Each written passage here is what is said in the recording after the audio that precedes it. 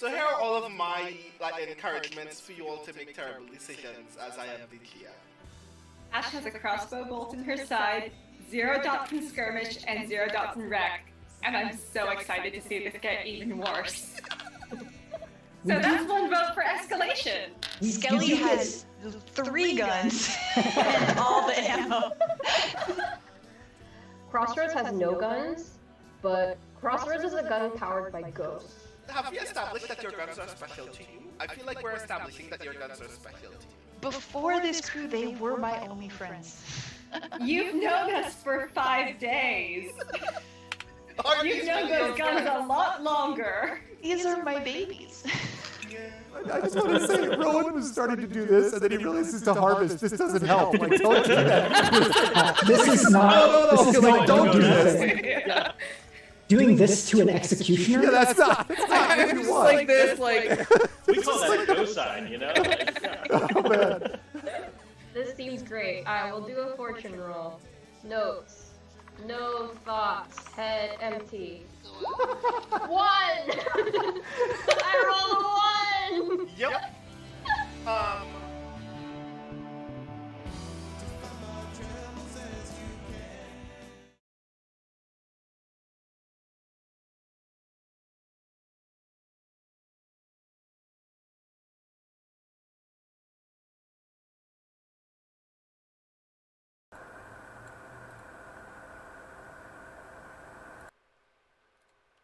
Every so often, it would seem that OBS just forgets who I am and where the mic is, and I don't enjoy it. But hopefully you can hear me now.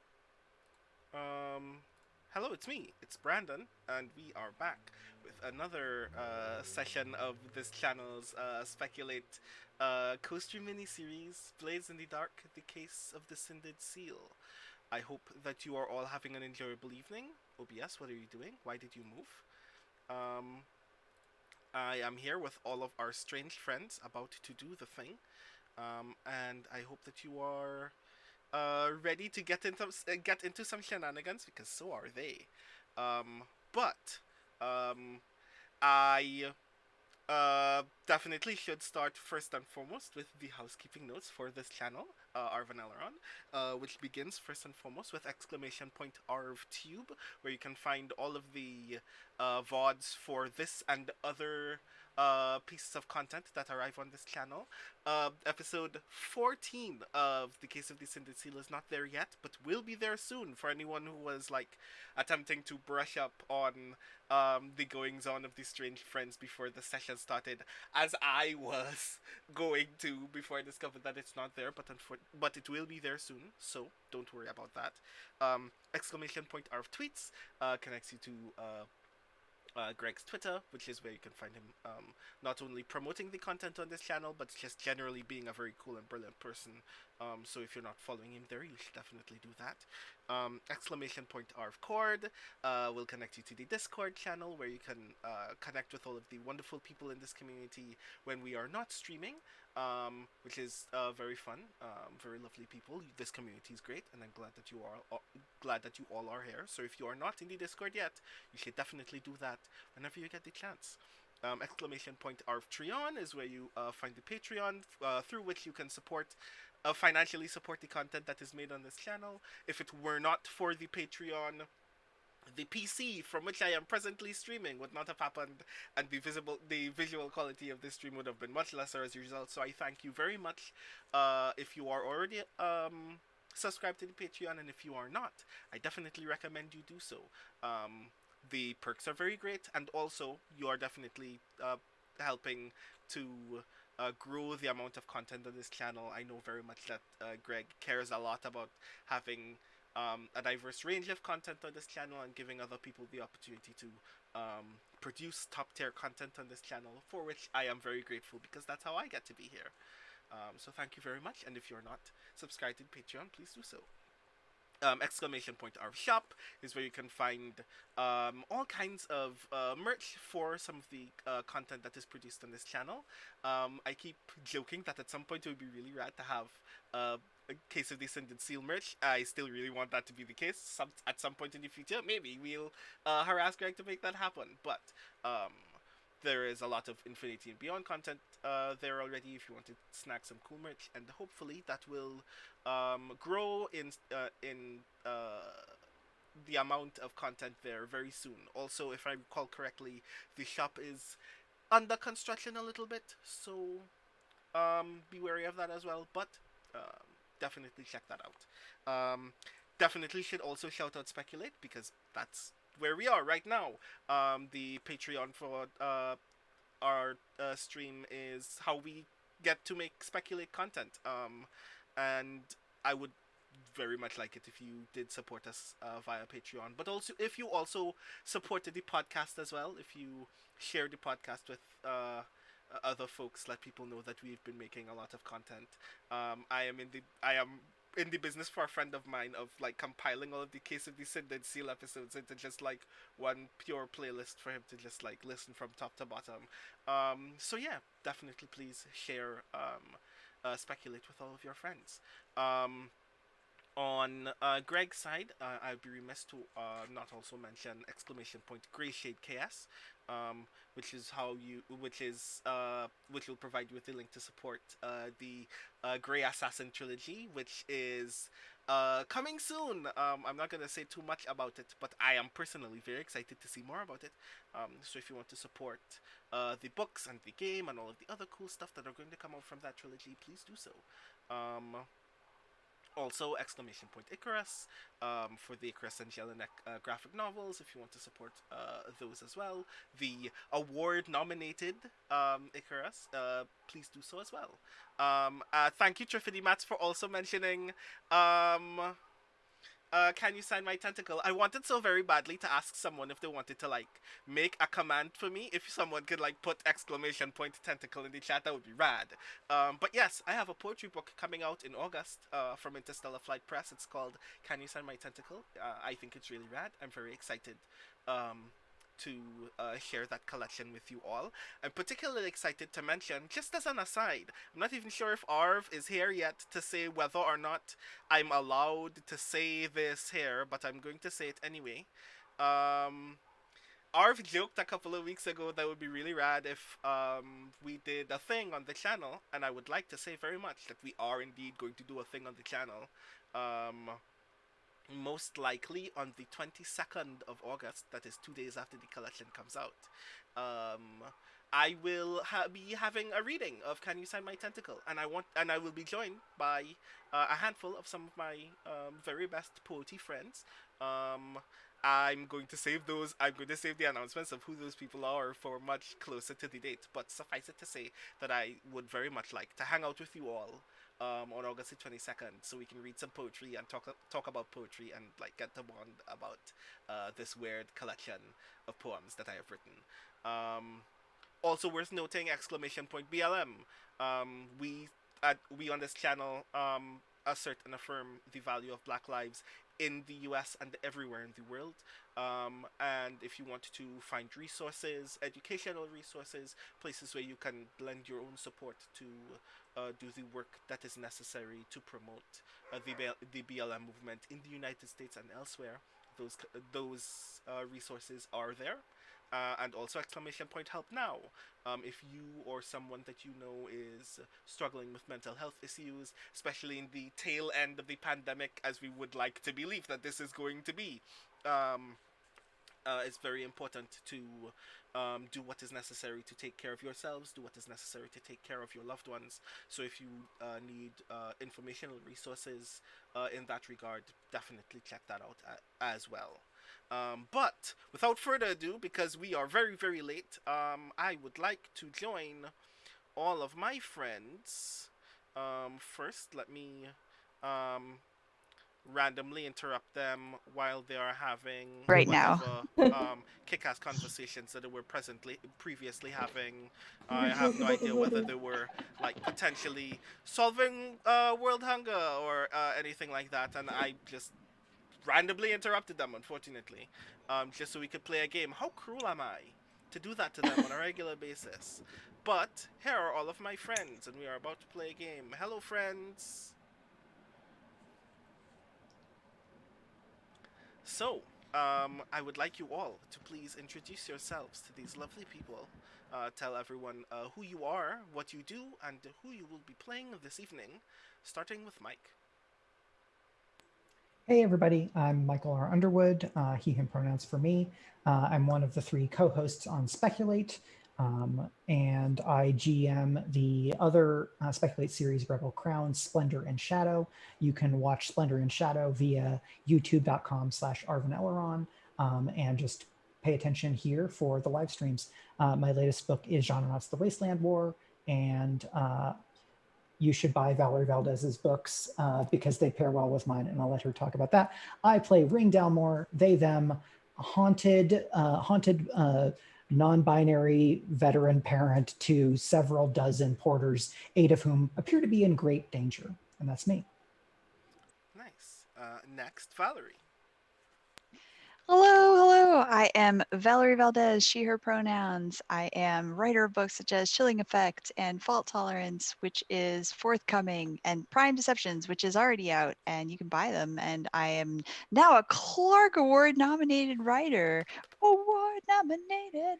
I also stream on Twitch at The Kids Are Asleep. You can watch me play video games such as Mass Effect and Horizon Zero Dawn. And starting tomorrow, I'm going to be playing Diablo 3 with my husband. So if you ever wanted to know what it's like to live in my house, it's fun, but also ridiculous. You should also definitely buy Mike's books because they pair well with mine. And I am playing Skelly, the group hound, with my cat Truffle. And we are going to be dealing with some abandonment and orphanage issues today. Nice. Next, Iori. Iori Kusano, Clarion West class of 2017, they, them pronouns. Let's see, you can find me fiction in Apex, reviews in Strange Horizons. Iori Kusano on Twitter.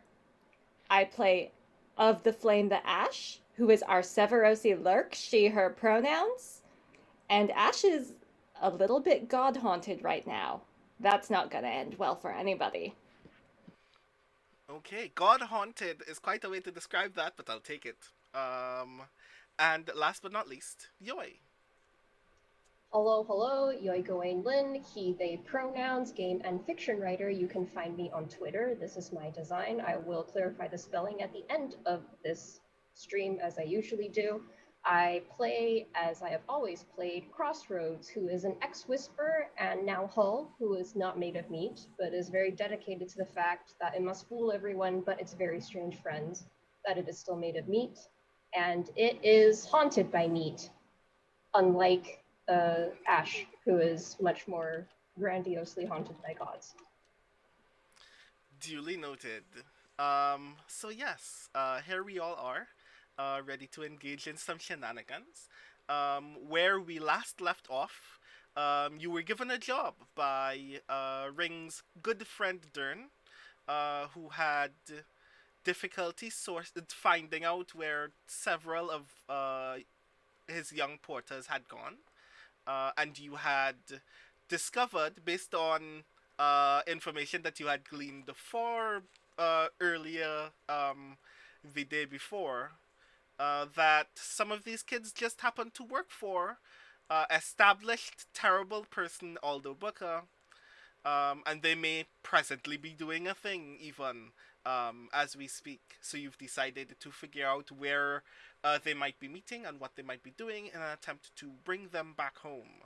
That has led you to a warehouse in Dunslow, where you have not only discovered that the place is heavily guarded, and the children are presently engaged in something that you cannot really discern that has to do with large amounts of packages in the space. But Skelly has also discovered that an old friend, question mark, is also in the building. And that might make things a bit more complicated than we had previously imagined. But as it stands, Skelly and half of Crossroads is outside, waiting for further instructions, while the rest of the team is inside, about to plan their next move. At which point I ask, what is your next move? And I think I will focus that question specifically to Ash, the Lurk, who is responsible for getting everybody inside in the first place. What do you think the next move should be?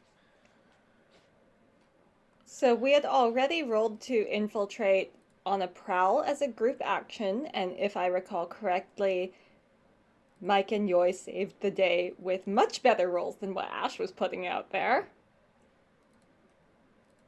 This So, is true. my question is, did we actually make it inside the building? If I recall correctly, you are all inside the building. You Yeah, are... Okay.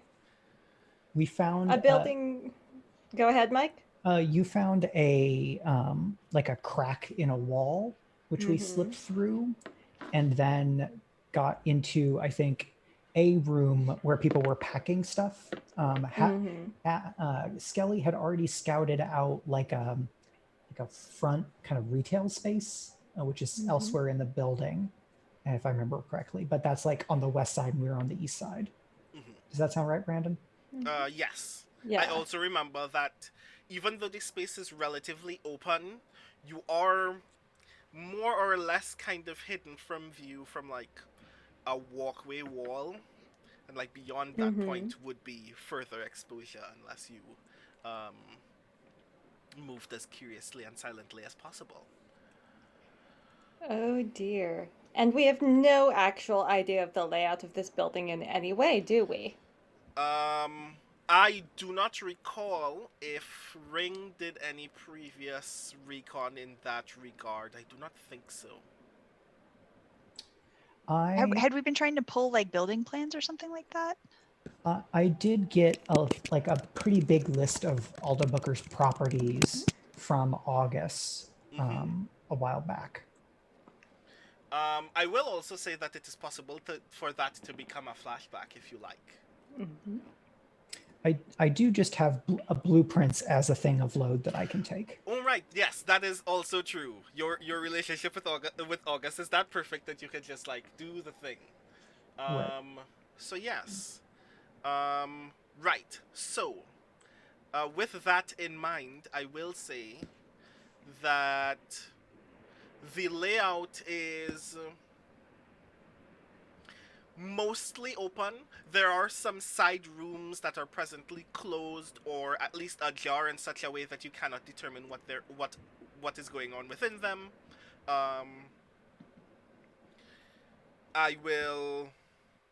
I want to give this information not only in the context of the blueprints themselves, but your physical space within the building as well. So I'd also like to ask everyone who is within the building to give me a roll to like get a sense of your surroundings from where you are presently standing.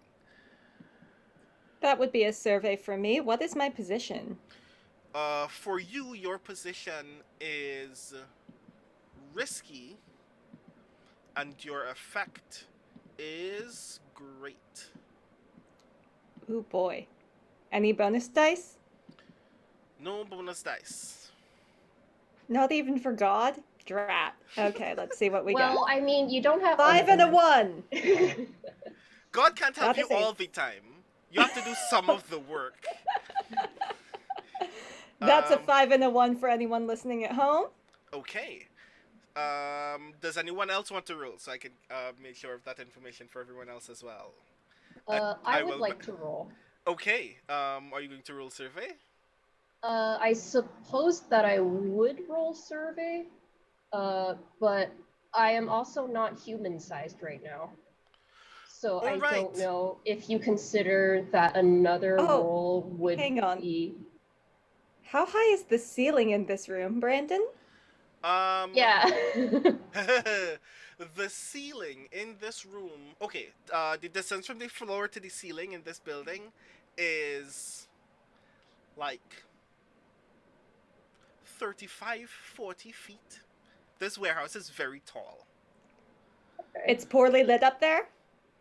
Um, it is poorly lit, and there is, at least visible from where you are standing right now, um, a decently wide enough ledge that if you wanted to crawl or crouch along that ledge, um, it would be very difficult for anyone to actually see you, especially if they like even bothered to look up in the first place. Um, you I can think the also first thing Ash does is look at Crossroads on her arm and lift her arm a bit and go, "Eye in the sky?" remind me, Yeah. does Crossroads Uh-oh. in this smaller frame um have the same um visibility effects that it has in its normal frame? What do you mean by visibility effects? Do you still have? Does your sensorium still? Do you still have your sensorium in this small frame? Oh no, because in for each hull, there is a special feature that you take, and so the sensorium is unique to my medium-sized frame, which is big roads. Okay, So in this smaller frame, the feature that I have is the smoke screen projectors. noted. But as a small creature, uh, it looks like a pretty convincing Death Seeker crow, basically. Oh yeah, So there's definitely. that too. Mhm. Okay, cool. So you reposition to the ledge near the ceiling with relative ease. Okay, Do you still want to make a roll to get a sense of your surroundings? I would. Would that still be a survey? It would still be a survey. Okay, Um, I have no dots in survey is the thing, oh, but that's going to be delightful. I will also say, just like everything else, if you oh want no, to attune dot dot dot. oh no. If you want to cause big trouble, I will give you the opportunity to attune. But before So we get to that point, I'd want to check in with the ring as well. Do you want to?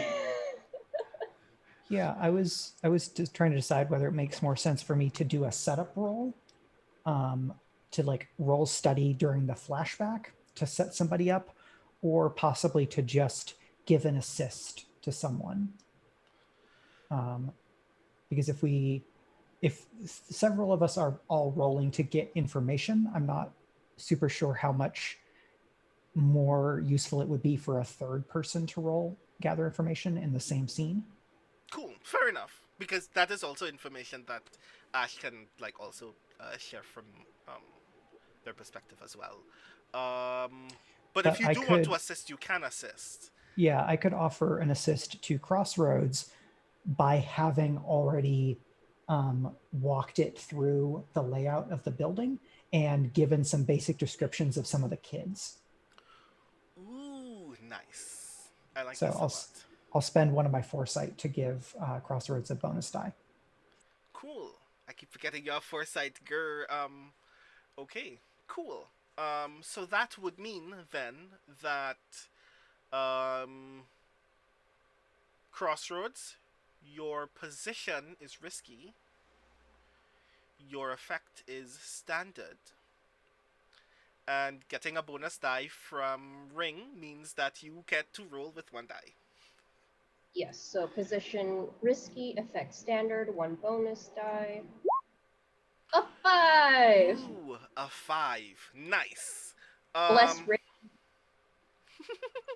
so, the space that you're presently in is like the open kind of like hallway area. This place is very weirdly constructed, as Ring informs you during your earlier recon preparation for this job. Um, there are small individual rooms that are presumed to be like full of storage material, or one of those things is supposed to be an office. You know that the office is the only um, doored room that has an indoor and an outdoor window. Many of those other rooms have no windows whatsoever. Um, you can make out those rooms where you are. The space that you're presently standing in is just like this wide kind of foyer area. It's like maybe um like 60 by 80 feet of just like open area, and all along it is just like piles of crates and boxes that are being supervised by very tough looking individuals in black or blue linen clothing. And you get to see a handful of young people who you immediately know are most likely porters. You recognize a couple of them from Porter's Day, uh, but like you don't know their names. You just know that they're kids. They're most likely exactly who we're looking for. They're the ones moving all of the boxes. Some of them look very tired and very sweaty, but others don't seem very bothered by what is taking place. Um, you also see a very um, slim but buff looking um, young woman, maybe 30s, 40s, um, has a rifle on her back, saber on either side of her waist, who is having a stern conversation with what you presume to be one of the other guards or other adult personnel in the building. Um, Overall, in this building, other than your crew, you make out maybe 4 adults and 5 children, notwithstanding any of the rooms that are closed. So to clarify, Crossroads is currently up on a rafter, I'm guessing. Mm-hmm.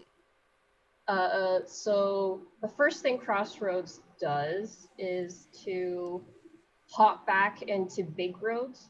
So it roosts on the rafter, hops Mm-hmm. back to Big Roads, gives Skelly the update, and then after giving Skelly the update, will eventually, I'm assuming Skelly might want to clarify some information that Crossroads would have seen, hops back into Bird Body and then flies back down to the Meat Friends to update them on everything that has transpired and that is seen. Cool. So you now have the rough sense of the space that you're in and who's in it.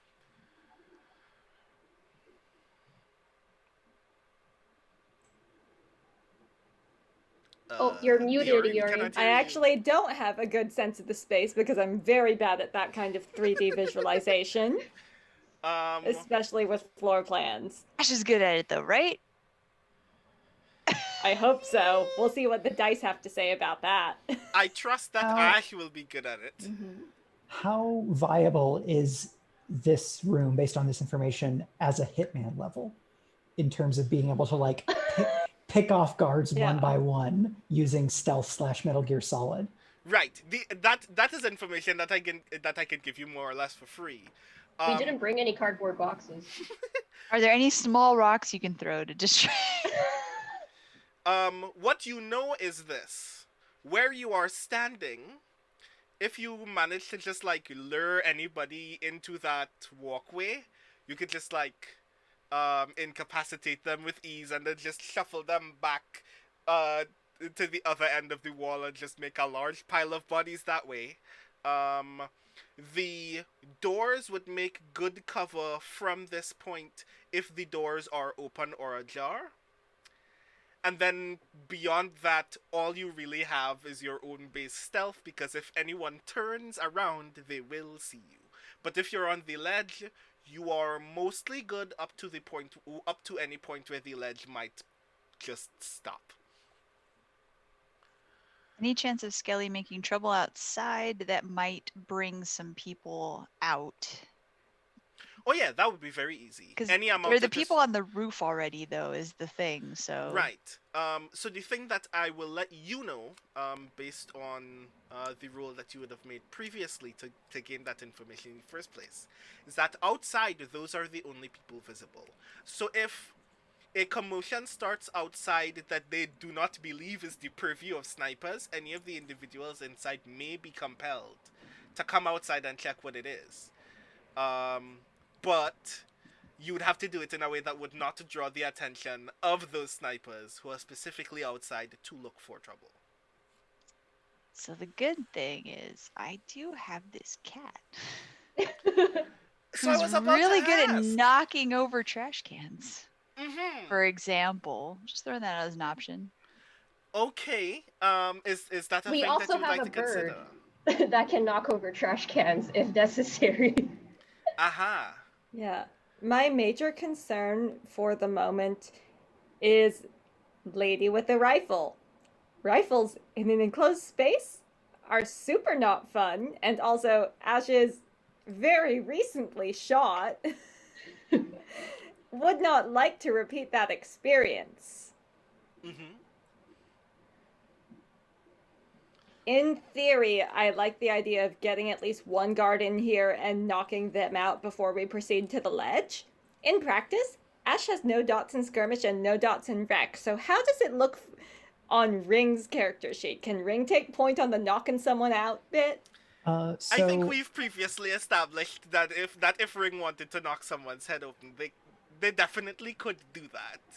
So, prowl in this game can also be used to ambush with close violence.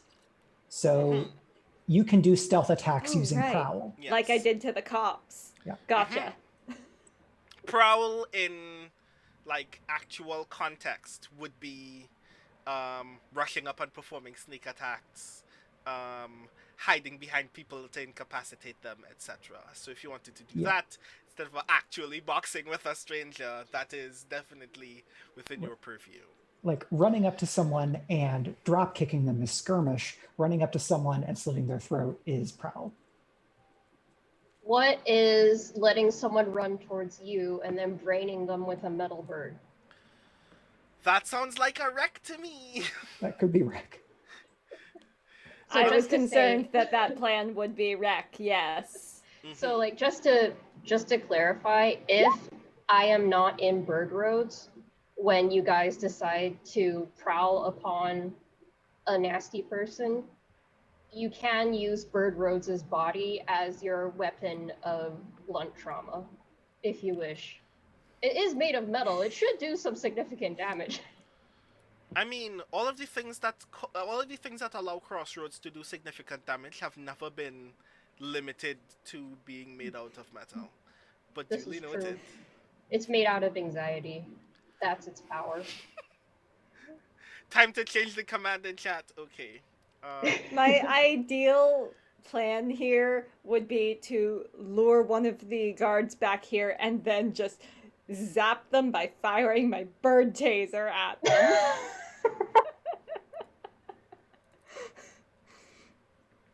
I mean, Ash has knives, but the bird taser is clearly such a superior weapon. Would bird taser A be weapon louder, for a though? more civilized time. I will also mention, specifically for the purposes of prowling, that Ash has Ghost Veil. Would you like to remind everyone what Ghost Veil does? Oh. Yes, you may shift partially into the ghost field, becoming shadowy and insubstantial for a few moments. Take 2 stress when you shift, plus 1 stress for each extra feature. It lasts for a few minutes rather than moments. You're invisible rather than shadowy. You may float through the air like a ghost. Okay. Okay, so I this is mentioned a little this. tricky. I happen to have 6 stress at the moment, but that's room for 3 more. Yes.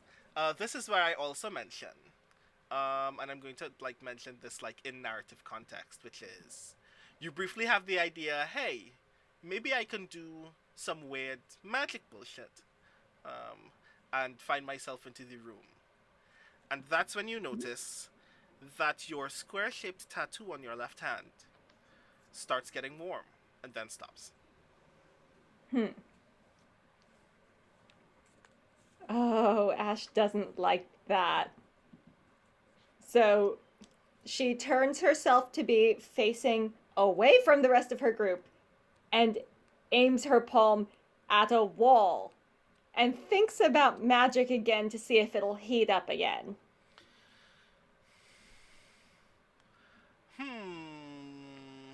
Give me a 1 die fortune roll.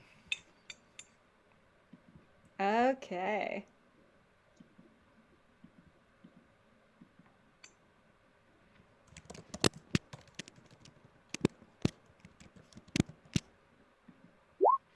Six. Oh wow. That's delightful. Right. I don't Every like how you said that. everything that is about to happen is pure narrative. This is not going to spend any stress or anything like that. This is just me establishing what you are now capable of doing, which is you do that. You raise your hand and point just to like see what is about to happen. You've never seen what traveling through the ghost field like looks or feels like. So everything that is about to happen is like relatively new to you in the moment. You see like this kind of curtain of black smoke um, raised just like outside of your peripheral vision. And when you turn to face it, you see like this statically dark cloud emerge, and like through it you can see like these vague kinds of wisps of images of this like dark cloudy space that looks a lot like um the warehouse that you're presently in, but looks like it's covered in ash and smoke, and like debris is like littered in the like patches of the floor that you can see through those windows through that cloud. Ring, there's this brief moment when you're not paying attention, when you feel suddenly cold and then don't feel anything again. And when you've noticed that that's happened, you are not where you used to be standing. Like a few inches one You side or just the like other. shift like a foot and a half to the right. You are now like your back is now pressed against the wall of the hallway out of nowhere. You have like a brief weird shiver. Um, and as soon as that happens, you notice the dark cloud of the ghost field, and then it disappears. Yeah, that's probably not good for Ring, like mentally, I can only imagine. because if that kind of like translocation is the thing that can be done, I would imagine that that War Whispers do that. This is literally something you have never seen before. Okay. It's something that people have rumored. People have made a lot of rumors about what war whispers are capable of, but it's never been that before. This is new to you. It's also new to Ash. Yeah, so I think Ring is like looking around, not so startled that they're gonna like yelp, but like looks around and like tries to sneakily but hurriedly get back to where they were, and like looks to Crossroads and to Ash with like, So I was perched on Ash. What happens to me? Oh, you see. In fact, give me a Uh-oh. 1 die fortune roll. I should have said nothing. I mean, I'm glad that you did say something. What are the notes? Exclamation point! Exclamation point! Exclamation point! X. Please be a 6. Please be a 6. Please, please.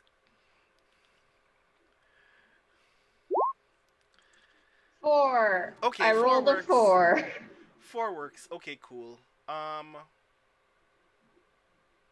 You are immediately but very like subtly aware of the fact that an interaction with the ghost field is happening.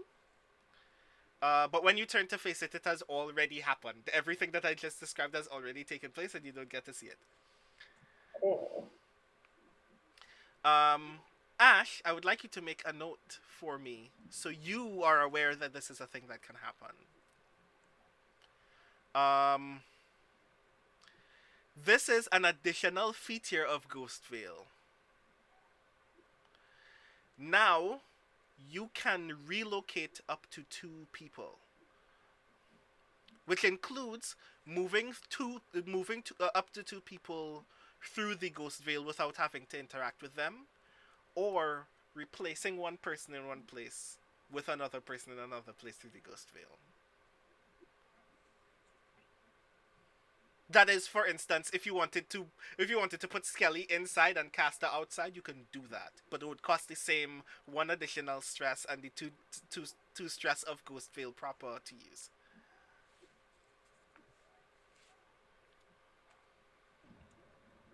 I'm sorry. Oh I yeah, just, this is hell yes. This is absolutely worth taking the trauma point for. I'm gonna do it. this turned into some sort of Overwatch level suddenly, and I guess in this case, Skelly is Reaper. Like, it's like, I and then guess. suddenly, ka-chink. Hey boys. Yeah, So- Ash discovers her alt. pretty much. Yes. One So I am out. marking off those 3 stress. So that is a full stress bar, and we are taking a trauma. Okay. When I take the trauma, does that clear the stress bar? It does. Okay, so I can take a little more later. Good to know. So we should very quickly, or did you already just select the trauma in particular? I took the obvious one, because we both know what's happening here, my friend. Okay, what is the obvious trauma that you just selected, Ash? Psychological implications of being haunted by God. Duly noted. Okay, Ash is now haunted. That's going to be a lot of fun in the future. In fact, Not the first person in the family. not yet, but we're not going to invoke this fully yet, but I am going to let you know that, like, one of the things that you saw through the smoke when you did that the first time is, like, you saw directly back into the horizon, and the imperishable wing, like, bends down a little bit to see, like, what's happening, sees you and waves, and then the smoke disappears. That is like literally the thing that troubled you in that moment. But yeah, now you have a new thing that you can do. And Brandon, I am just going to make a note of it now. If we ever rack up enough stress that Ash gets that second trauma, it's going to probably be reckless because, oh, well, God's got my back. You know what? Now that I'm thinking about it, I wonder why it wasn't reckless the first time, but I'm not going to make you change it. Okay, cool. So, you've learned that you can do a thing. Meanwhile, everyone knows the lay of the building. But I'm going to actually step out to interact again with Skelly. Remind me, does Skelly know who is in the building? I want to say that we ascertained that she did see Casta through a window, and I believe she had a bad flashback about it. Yeah, I think it was not total confirmation, but very likely. Ah, okay. With that in mind, I would like you to give me a 2-die fortune roll.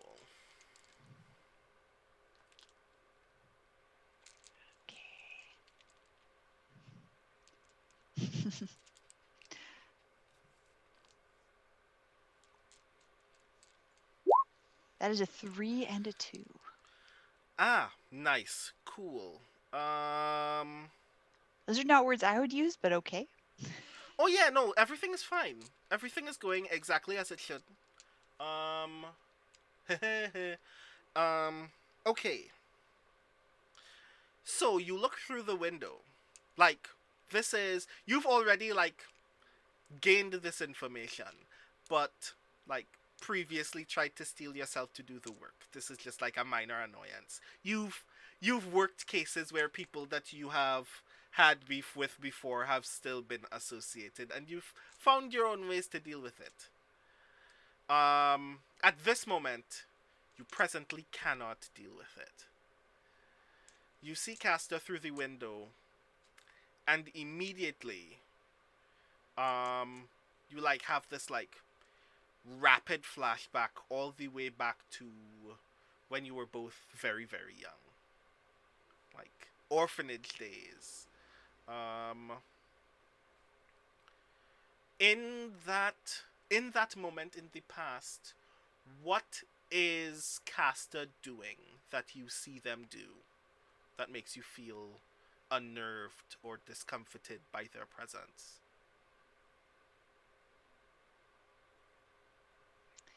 Um, I feel like there are a lot of different options to go with here, but for this one, I'm going to say that she is stealing the food off of other kids' plates, and none of them are stopping her because they know that they can't. And I can't do anything about it because while Skelly has previously attempted to share her food when this happens as replacement, she is immediately rejected. Okay. And so she's basically just watching Casta do this and feeling just utterly empty and sad at being unable to stop it and unable to help. So you have that, like you return to that scene in this moment, and then for a moment, longer than you would have ever let something like that affect you in any other circumstance, you are totally out of it. You forget where you are. You forget what you're up to, and then when you return to this space, um, like you like reorient yourself very briefly, try to like regain some sense of composure. Give me a one die fortune roll. I feel like In for this, fact, no, because not fortune. I would essentially, what is about to happen is you have the potential in this moment to ensure that you do not make a noise when you rediscover exactly where you are. What action do you want to take for that? Oh, that's a tough one. Yeah, and I feel like the comparison here, by the way, is it's the same situation where like Casta is in a place surrounded by these children and has a power over them that Skelly is attempting to kind of break right now, but is now feeling this like sense of futility. Okay, so what would I use for that? Yeah, like potentially prowl, but at the same time, it feels like maybe she would try to command herself to stay still. Like it might actually be something like that, where she is trying to just order herself down, basically. I think that works for me. Yeah. Um, your position is desperate, and your effect is limited. Okay.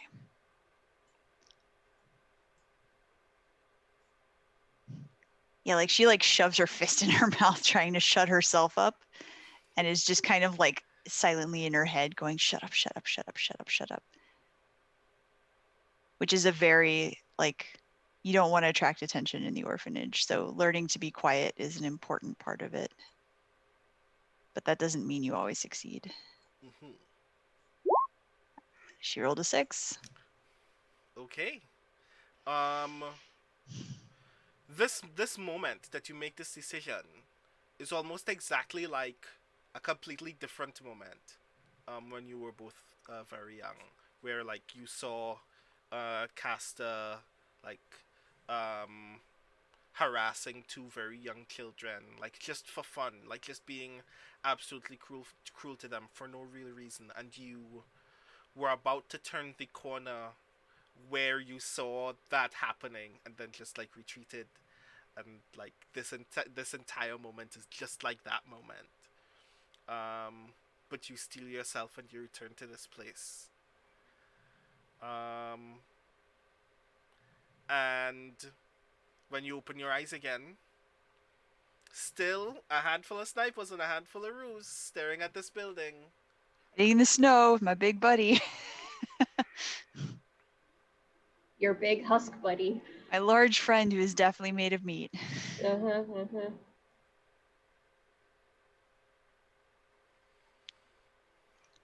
Okay, so with that in mind, does anyone have a thing that they would like to do very immediately? Brandon, I would like to bring up, since I'm not sure you are watching the Zoom chat, I have misunderstood that maxing my stress will take Ash out of the rest of the score. I am okay right. with this as an option. And I think what might make most sense is for her to get a little bit lost in this brand new ghost field power and possibly wake up elsewhere in the city several hours later. Which provides also further narrative justification for Haunted. Thank you for reminding me of that. That is totally I kind of blanked on that thing for a moment. Apologies, everyone. So did I. So we're on the same page there. The thing is, it means that I know what happens to you then, and that kind of it's narratively very fulfilling, and I'd like to get to that point very soon. But it sucks for everybody else in the room because it means that they've lost their alert for the mission. So I will try to be as benevolent and GM as possible and give the option to you like this. We can still return to the point where you hadn't spent any stress, and you can consider whether you want to spend that stress in this job later. Or we can continue as the scene has already progressed. Which would you prefer? Because I do want you to do put things. that. I would like to put that up to the team, I think, because what's most important is finishing this score. Yes, same. I think you wouldn't have to use the ability for the group to be able to make progress in terms of taking some of the theoretically flunkies out of the way. But I think it makes sense to try to also get the scene to the point where Skelly and Casta can face off, if that's something that Valerie is interested in. Okay. Cool. So, does anyone else have any feedback to give? I'm in the same place as Mike. Cool. Because it is Skelly's big bad. Oh final boss. And I big boss is quite a term to use. Duly noted. Valerie, how do you feel?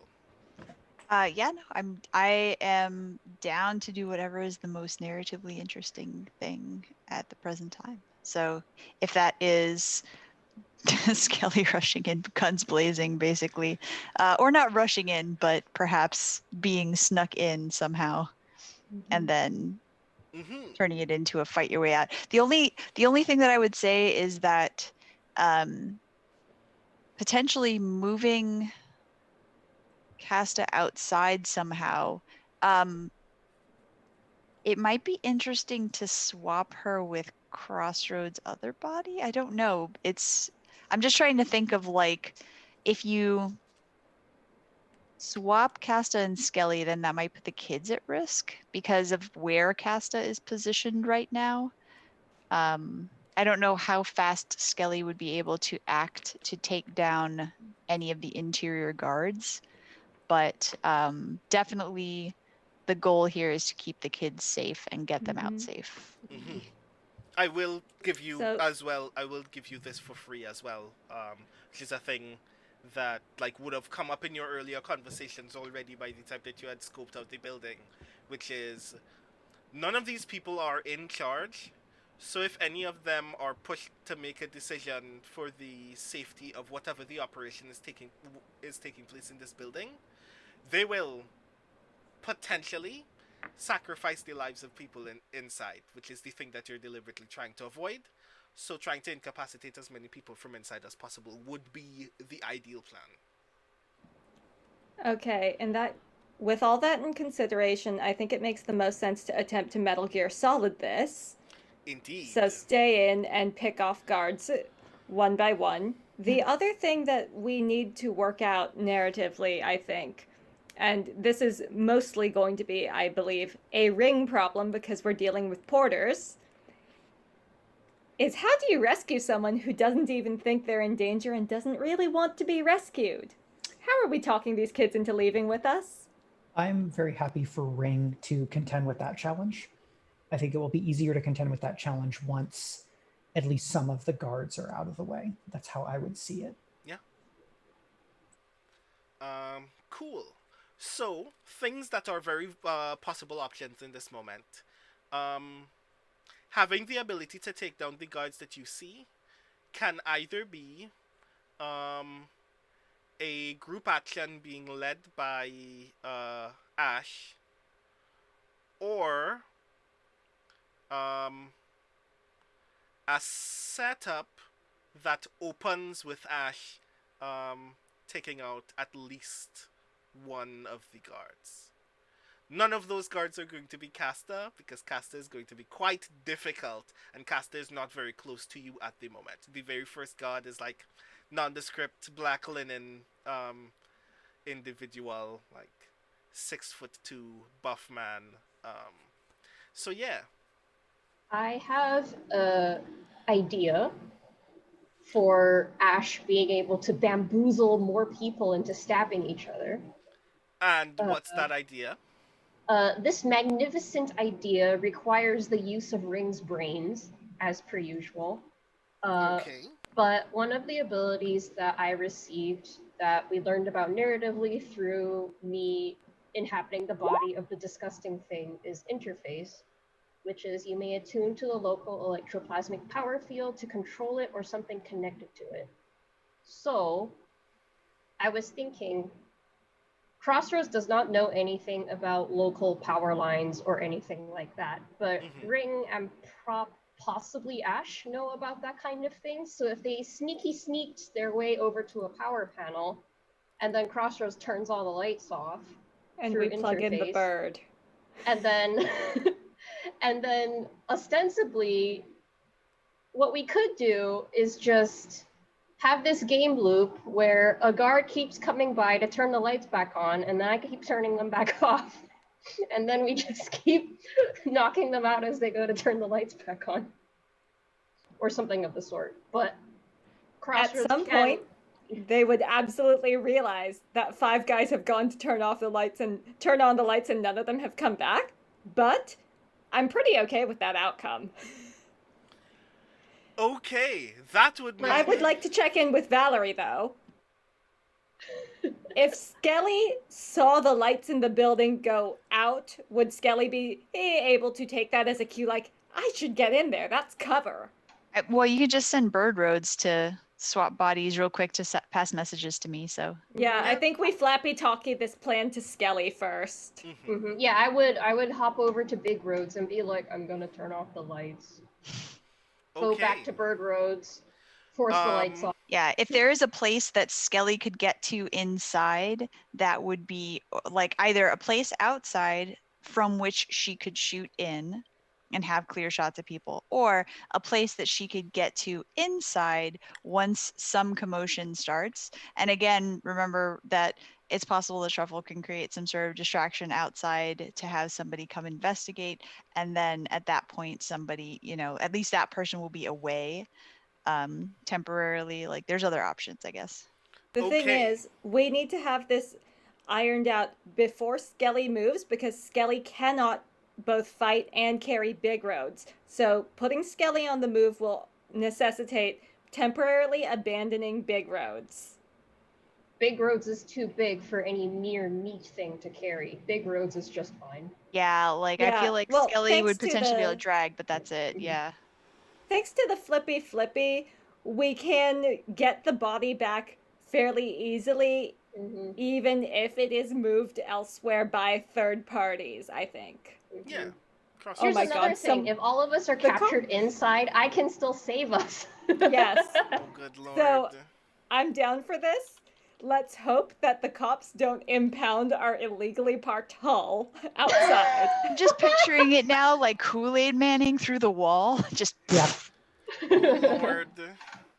Okay, so I would say then that this is still a setup action, and it is still being led by Ash, because Ash needs to get Crossroads To the power panel. right. Which I will say is not very hard because you already know where the power panel is. But the power panel is right. So in the hallway where you are standing, the crack where you entered is the easternmost wall. The corridor that you're standing in ends 20 feet before the westernmost wall. And you know that the power panel is deeper within the warehouse on the easternmost wall, at which point you will have to pass at least a guard in order to get there, and you'd have to be sneaky the entire time. But once that happens, the entire room will be so dark that no one will be able to see you immediately in front of them. Could I attempt to interface without using the... No. I would say that it is possible for you to interface, but without having to directly connect to physical conduits of the electroplasm, but you'd have to attune to do it. Mm-hmm. Do you Yeah, want to because attune? the only reason why I wanted to get to the power panel is because I was assuming that the guards would go to the power panel, and so we would want to be there in order to take them out. If you did it this way, then if you did it either way, the power panel would be permanently out. But if you were physically there, then it meant that when they got back to the panel, they would meet you. But if you attune, they won't. And if they do manage to perform any acts necessary to revive the power within the building anyway, then you can just attune again. And they'll still never see you. The thing about But for the attuning purposes of from... this... Yes? Go ahead. I was just going to say, for the purposes of the setup role, any of the exigent actions that might occur as a result of other people's decisions should more or less be mitigated by the +1 effect or improved position that you would be in. I think maybe for the ease of the party, I will try to attune to the field from where we are now and take out the lights that way. And I would have... to second that because I'm worried about the children being potentially injured by some sort of accidents during the power going out. Things can get dropped and knocked over in the panic, and I want us to be close so that we can intervene. Noted. If you are attuning, then your role will be setup role. Okay. Your position is desperate. My position... So am I hitting attune or I'm hitting something else? Attune. Okay, attune. My position is desperate. Your effect is standard. Standard. And you get +1 die for knowing where the panel is. Okay. Here we go. That's 2 6s, a 3, and a 4. A crit! You just... No! A crit! Beautifully done, Crossroads! Woo! Heart go boom! This is what happens. The camera cuts to this perfect wide shot of, most of Western Dunslow. And we just see a transformer somewhere near the outer wall of Dunslow go up in a puff of white smoke. And then we cut back to this building. The entire block is pitch black. You hit this one break a box so hard that the entire town is now in darkness. And like, um, Duskfall darkness is a lot of darkness because there is no sun. So like, it happens, and all of you cannot see anything. Billy But like flicks a lighter on and goes, well, shit. the benefit is still that because you know the layout, you know where you've seen everyone and how to get there. But the work will still be hard because you still have to traverse through the darkness amongst other people who are traversing through the darkness.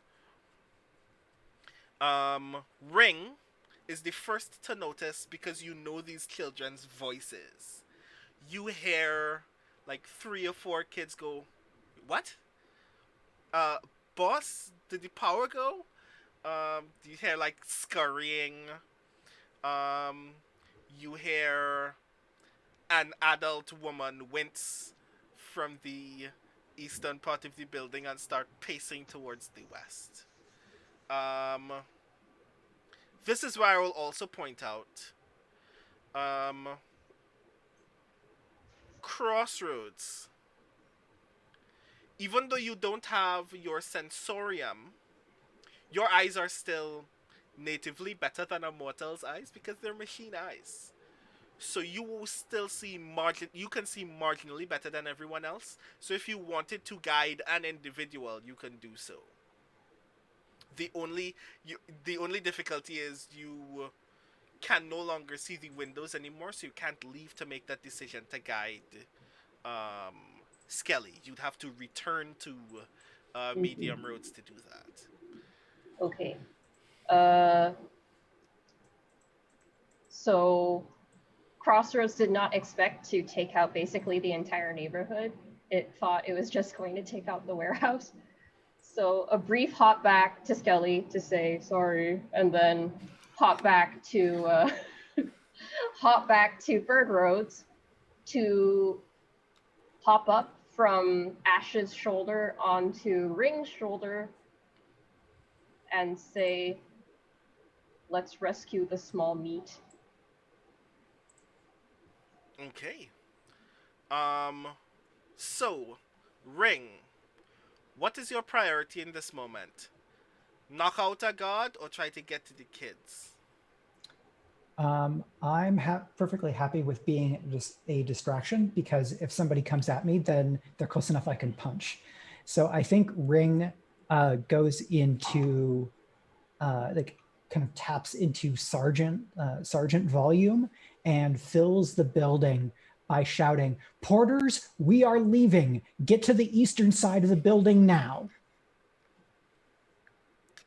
I need you to give me a command drill. That's a command. I need Oh, you to give me yeah. a command drill. Your position is risky. Your effect is extreme. Because these kids have heard this voice before. I'm gonna push to get a die. Do you want to hear what the devil has to say? Oh no. Sure. The devil's bargain that I have for you is I know what it is. Because you're being a distraction, and because you're obviously, as a result, drawing everybody's attention to this point,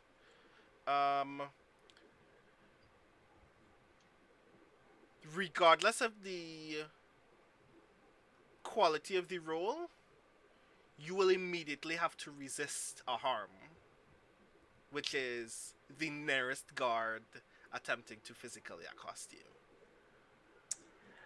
Yeah, I'm willing to take that. Okay, and have a die. All right. So this is going to be a risky extreme command with 2 bonus dice. Come on. That's a crit as well. Hell yeah. My goodness. You hear... Right, so in this room,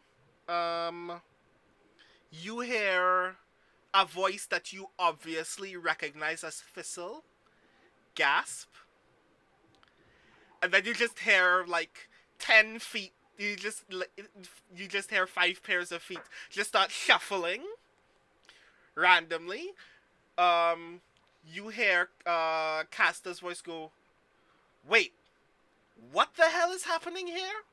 And then the immediate thing that happens, the thing that immediately happens afterwards is you feel someone larger and wider than you've ever felt before, other than the war, brush against your shoulder. And that person, knowing nothing more than the fact that no one is supposed to be in this corridor, swings to punch wildly right in front of you. You have to resist the harm of being clocked in the face by this god. Okay. Can I assist in that? I don't know if you can help with resistances, but I do not think you can assist or resist. Okay. If I'm not Teamwork will mistaken. let you resist a consequence, or will let you protect a teammate. Oh right, yes, you can protect. yes, because which canonically you can do because you're the only one who can see. Yes, I was about to say that. So, can I protect Ring by flying pointy bits first into this person's face? Love it. Yes, which means that the resist is now yours. Mm-hmm. That. Thank you, bird friend. You're welcome. I mean, you don't even notice that it's happened. You won't even notice that it's happened until Crossroads has already been hit. But still. Okay. So you're going to resist with prowess. Okay. A prowess resistance. I just hit the bow. Input value. A bonus dice 0. Yeah, no bonus dice. Okay. That's a 6, a 3, and a 2. Free resist. Yeah. You peck this guy on the knuckles, and he retreats, and no one experiences any harm whatsoever. And then you just like rest back on Ring's shoulders, and Ring is like, I clearly noticed that a limb just passed before my face, but I guess I'm fine. You hear some other guards start to shuffle in the midst of the space, but they have no idea what's going on. You can vaguely sense that someone's returned to the breaker box, and like you can hear the clicking of random switches, and nothing is happening. So the guard right in front of Ring is still up, and there are still three other guards and Casta, and you know at least the rough position of where one guard is, and Crossroads can direct anyone to the others. Meanwhile, let's step out to Skelly. All of these snipers you noticed outside are on alert, but they don't have a target because nothing. They can't see anything. So what are they gonna shoot? But they're very wary of the fact that they can see nothing, and you see one of them like stand up from their perch, and you can see the person about to step down from the roof. In that moment, give me a 1 die fortune roll. Alrighty, here we go.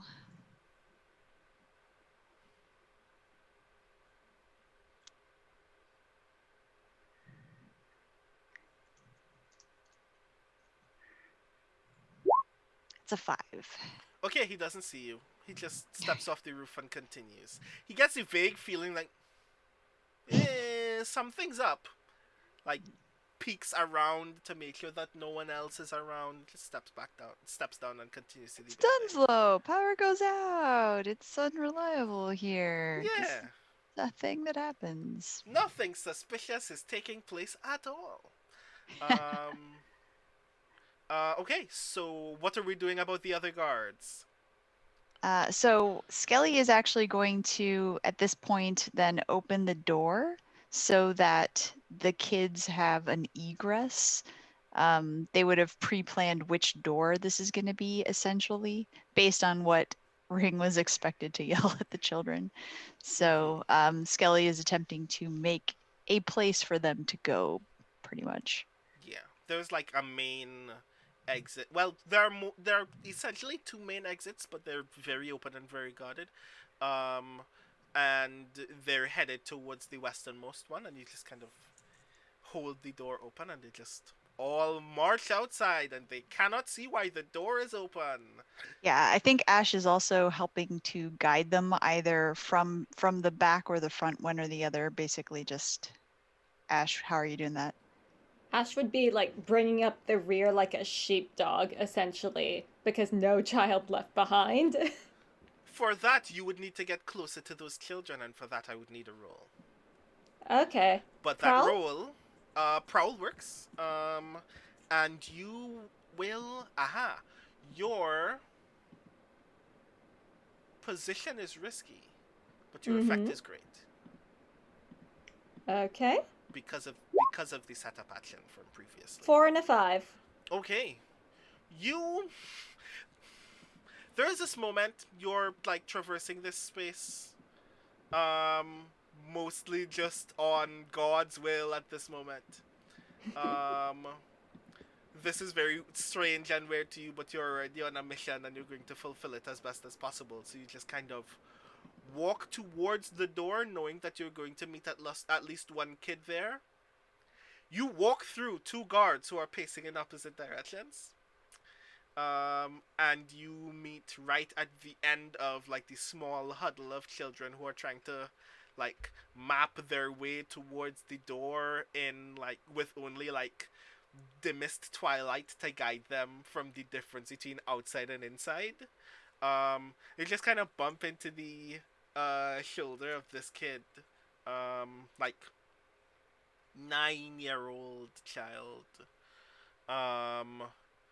and they, like, you can hear them shuffle as if they have turned to greet you. It's like, are you one of the guards? Nope, I'm one of Ring's friends. Come on, we're getting out of here. Okay, and you all continue through the door. Give me a 2-die fortune roll, Ash. Ooh, exciting.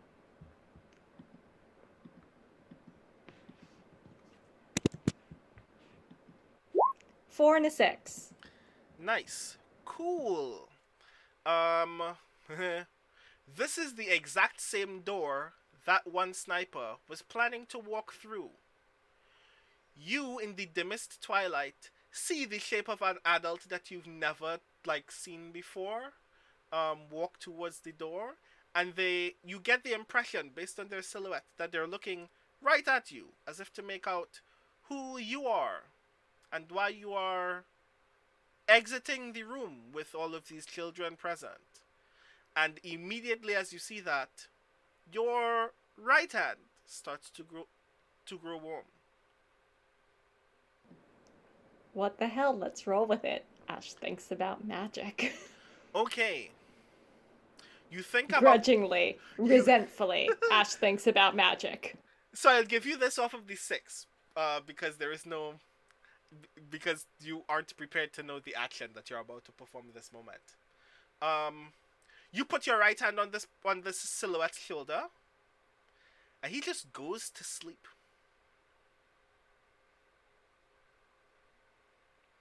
Your right hand tattoo gives you the ability to incapacitate one person per session, just by touch. Is it the small sleep or the imperishable sleep? Small sleep, small sleep, Okay. small sleep. Thank you for clarifying. Also, not to be confused with the little death. That is definitely very different. You just Vulcan pinched the guy. We didn't murder anyone. He's not dead. He's fine.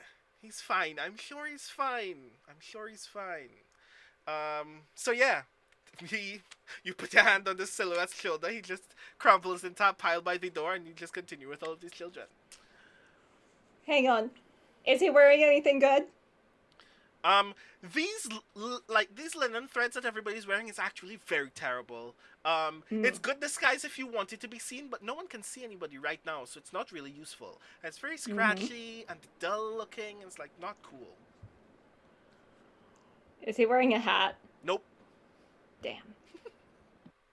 nothing cool about this individual at all.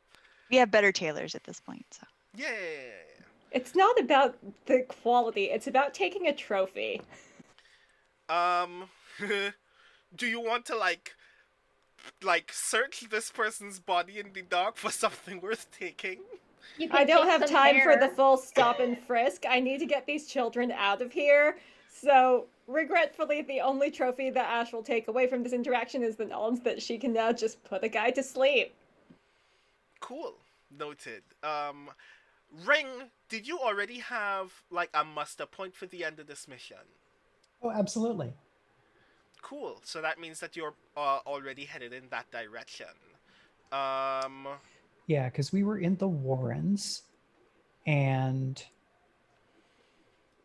we want to go over the Jailer's Bridge. So I think the muster point is the fourth building from the right, which is just outside the Warrens. cool. All right. So you'll head in that direction. If we are fleeing the building right now, Bird Rhodes is going to tell Ring to carry it so it can hop back to the other body and then meet up For with sure. the crew. Okay. Right. So here's what's happening. Ash, Skelly, and 5 children are outside heading west. Ring and Crossroads Limp Bird Body are still inside with all 4 guards and Casta. And one of the guards has already stumbled to the door and has met an unconscious body at the door before any of you have the opportunity to step back out. And that's when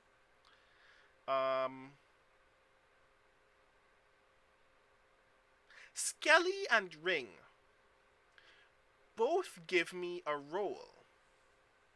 A thing is about to happen, and you get to determine, and this is to determine how much information about the thing you can glean by sound. Okay. Should I'm this be prepared an to say action? it is an action. I'm prepared to believe that it's it's not Survey seems it's maybe not like. is it survey? Hold on. I guess I feel like study would require a more specific kind of. Right. It is indeed survey. But I will take hunt or tinker only from Skelly. All right, well, I'll definitely do hunt instead then. Just because it gives me another die. What is my position? Both of your positions are risky. Both of your effects. Nope. Ring's effect is standard, and Skelly's effect is great. There's a 3, a 1, and a 6. And I got a 6. The dice gods like me this time. Like our luck is Yes. solid reversed. Yes, all you needed was to just give it a few days.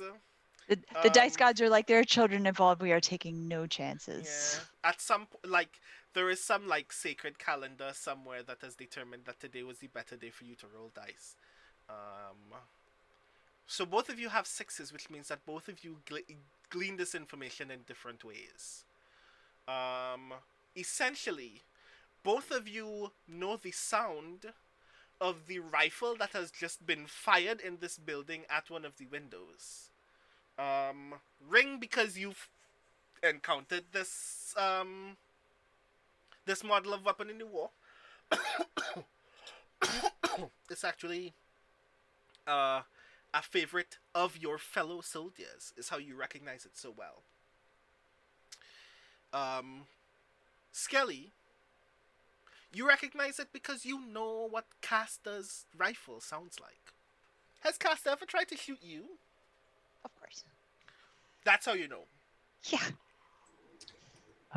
And I've heard Skelly's gun. I've heard Skelly's long gun, and it doesn't sound like that. Does not. Okay, I shoot where I hear the sound from. Oh my word! Okay, that's an action, definitely. Yep, I established that Ring has a long rifle with them, so I'm going to tick the gear for that. Okay. Wait, what about my body? Do you drop my body? No, because You're small enough that it can still like do a thing. You're in a pocket somewhere or something. yeah, I think well, because I did establish that that Ring has a big duster on, so you're probably in a large pocket, folded up. Amazing. It's not. Aren't crows pretty big? Is that not? They are. Well, it's like Bird But it's a folded- big Pockets coat. on this duster. Yeah, it's a duster. Yeah, that can hide away very easily. All the Porter children will be jealous of me now. Okay. Just to be sure, spiders don't have reflexes, do they? No, so Skelly should get to do something first if there's a split second. then. Skelly would definitely, if she is anywhere nearby, she would immediately dart back towards, like, because she knows Ring is still inside, and at this point, Ash is taking care of the kids, and if the rifle was discharged from in the warehouse, that's where the danger is basically. So that means the kids are safe as long as she can keep Casta in the warehouse. That's like her immediate reaction, even if it's not sane, even if it's not logical, is I have to pin this chick down here. I can't let her get out. Okay. So that means that you're going to dress back to the wall by the door then. Yep. Okay. Are you sure that's the decision that you want to close on before I return to Ring? Because then Ring's gonna be... Which is fine by me. Unless there is some method by which she can get a shot off from her position, which I don't think there is. Like, I don't think she can shoot into a window. I don't think there's like, I think that all she can basically do in that time, her reaction is just to run back to get to the door. Okay, cool. So that means very immediately, Ring, and I want to make sure as well, you are firing with your you are firing with a rifle, not... Yes. Okay. Cool, noted. So you ready your rifle immediately and just fire, like, promoted solely by sound. Yeah, because wildly like into this direction. I feel like if I got a 6 on the survey, I would have a pretty solid sense of where the sound came from, and shooting at the location where you heard a gunfire feels like a thing soldiers would have done a lot. Okay. And they're also, depending on the kind of weapon, just there would be a flash, like a muzzle flash, basically, Yeah. from the weapon discharging. And I'm gonna go out on a limb and say in a Blades in the Dark game, that's probably likely, as opposed to more fancy modern weapons, which may or may not have some suppressors or something like that. Yeah, because these are probably flintlock, matchlock, or like something one step later than that. Yeah, we're not like loading powder into the thing or whatever, but yeah, this is not what we have now. Right. So, based on the circumstances of the fire, I think it's only fair to say that your shot is wreck. There are not a lot, there's not a lot of range in prowess between to like qualify a hip fire, so I think that that's supposed to be wreck. I will use skirmish to do this. Skirmish also works. Yeah, I would say that skirmish also works. Your position is desperate. Your effect is controlled. Do you want to hear what the devil has to say? Sorry, effect is what? Standard, I mean. Ooh, I keep forgetting those words. Um, do you want to hear what the devil has to say? Yes, it's probably bad. There is still a guard right next to you that is not incapacitated whatsoever. The very first thing that he's going to do is successfully disarm you if you take this devil's bargain. That's fine, because then I'll just shoot him with a different gun. Noted. Cool. Also, Big Roads has They're entered the building. endangering my kids. I was gonna say, I just like the I'm like, idea. does Ring only have one gun? Skelly's got like 7. I don't. Concealed palm pistol doesn't count as load. I just They're right there.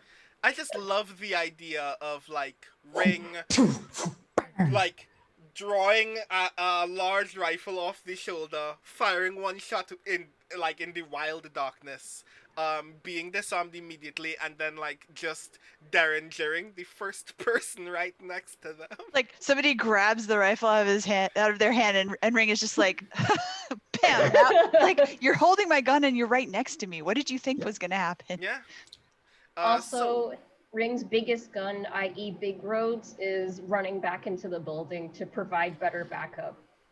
So, Yo. Noted. We're gonna As- get to you later. We're gonna get to you just now, but this is an immediate action, so I want this immediate action to play out very quickly, so you can describe the immediate actions that follow. So, All right. So desperate standard +1 Plus die one from Devil's Bargain. That is a 151. I'm gonna Okay. mark my XP.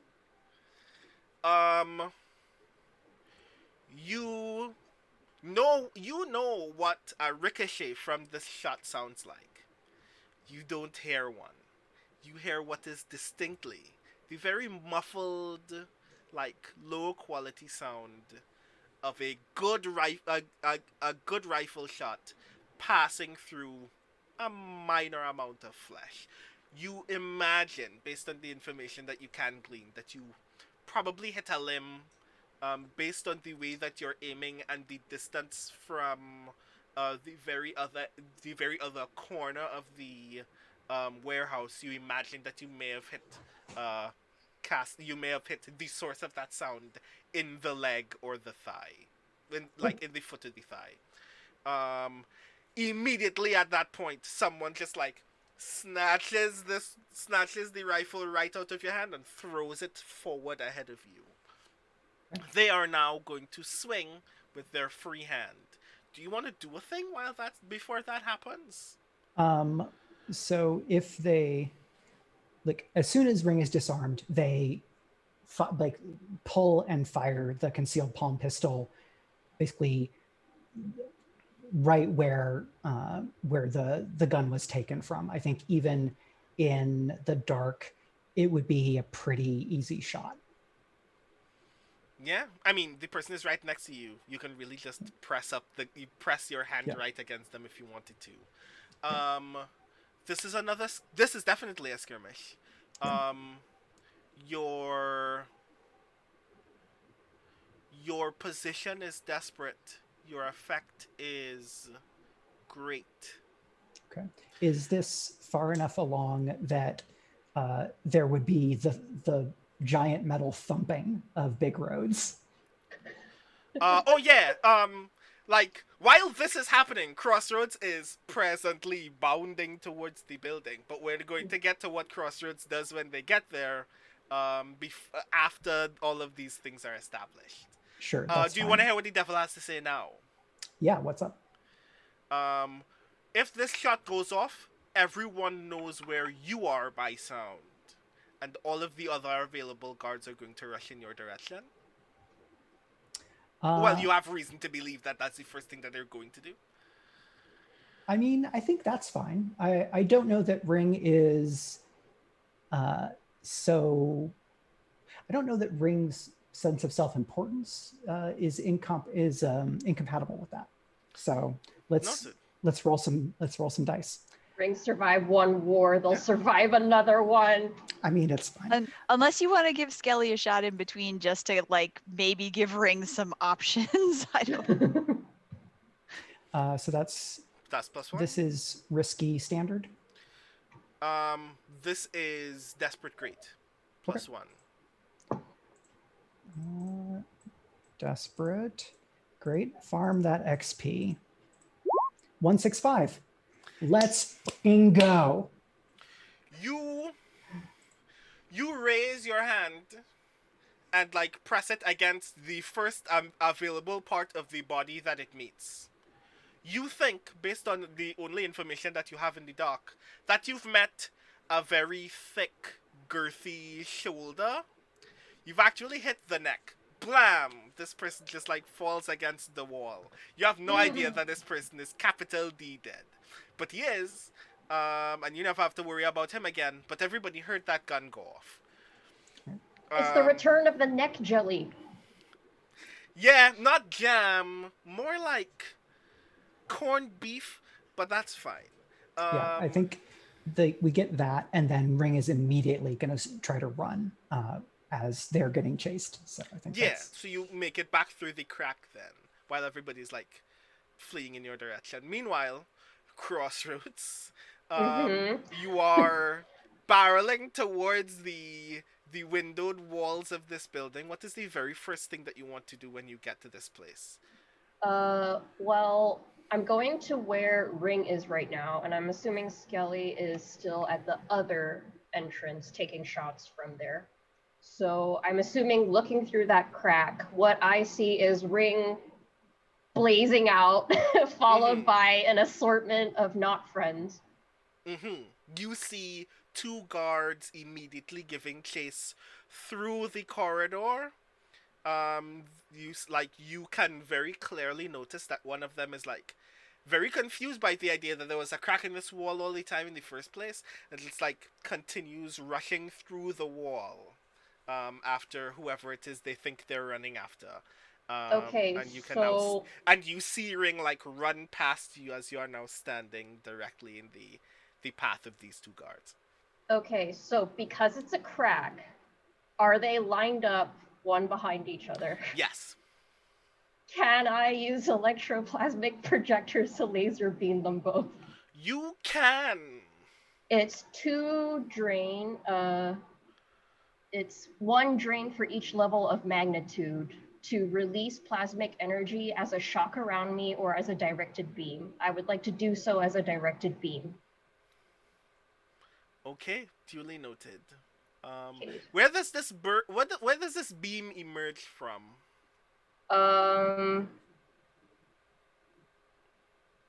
I think when we were in the house the last time, it emerged from my chest just because I put everything in my chest. So okay. Plasmic energy makes sense to be stored there, but I can have it come out of my face if you would prefer.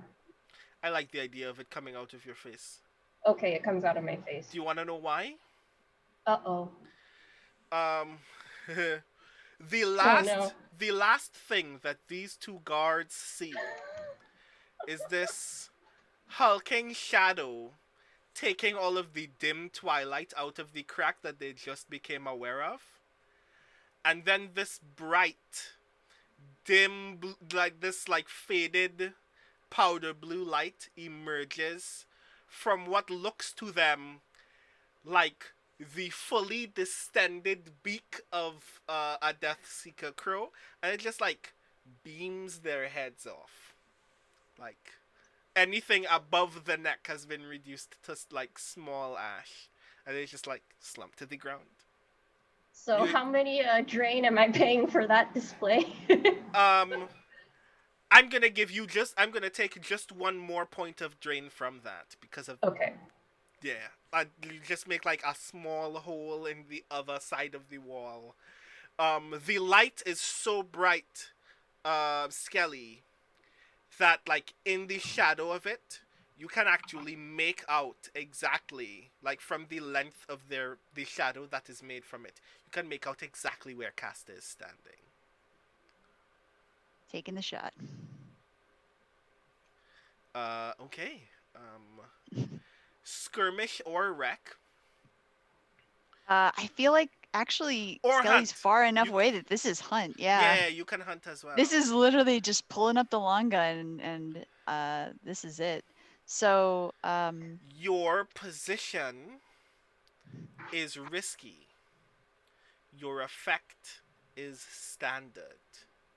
Could I say I pay an additional drain for the brightness to last a little longer so Skelly has a bit more sight, so Skelly gets another die? Yeah, I will let you do that. I will let you do Okay. that. So basically the bolt I shot, the light lingers a bit more. So you have more time to line up. What did I just say your effect was? I was actually reading my skill focused, in which I can expend my special armor to push myself for ranged combat or tracking. So this would potentially give me what, a greater effect or another die? Pushing yourself would give you another die. Yeah. Right. So my position is. Your position is risky. All right, and so. And your effect is. Your effect was standard before, but it is now great, and you get +1 die. Like, you can see in the room now. The room is lit as if it were... It was like, zoom. The room is lit as if it were, like, just before the evening. It's like basically like lightning just flashed inside, and I'm still like, I can see exactly where everything is. All right. Also, before you click, I know, I'm like, this is gonna be the roll the dice gods are like, no, we want to keep this chick alive. What is your immediate intent? Where are you? Right, because you can see, you can aim for a thing vaguely. Where are you trying to hit? I feel like this now, like the culmination of all of the things that have happened. This is a kill shot. She is going for the head. This is like, no, like Casta. This is her Azula. Casta is crazy and she needs to go down, and nobody else knows this but Skelly. And potentially she's gonna have a lot of explaining to do after this is over. But this is it. This is one of the first kills that she is extremely going to do, if only as like a reflexive action, but she hasn't killed and not been paid for it in so long. Okay. And this is gonna be it. Okay. With that, roll. 3, 4, 2, 3.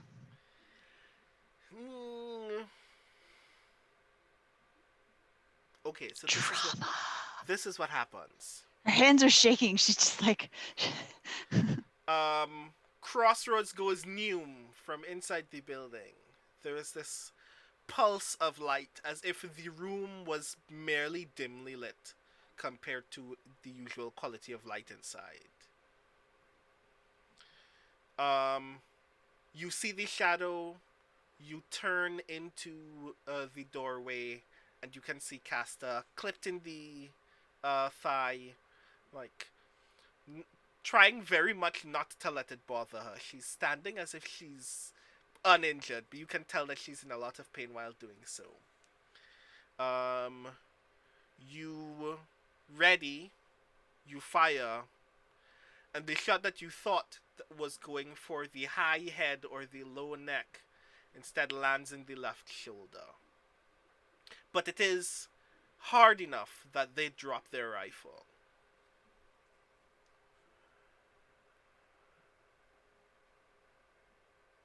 I want... okay. Here's what happens next. So they drop their rifle. The shot is hard enough that, like, they are, like, briefly, like, rocked to their knees. They are more or less at your mercy. Crossroads Sensorium can pick this up, that there is another individual in the room, but will still take a while to turn the corner, so we're sticking with you for the moment.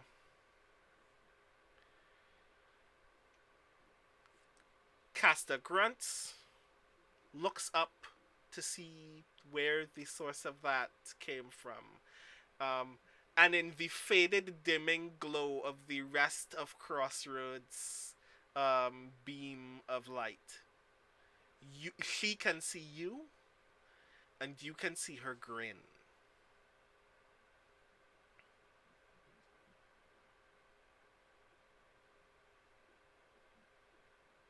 Are you gonna do a thing?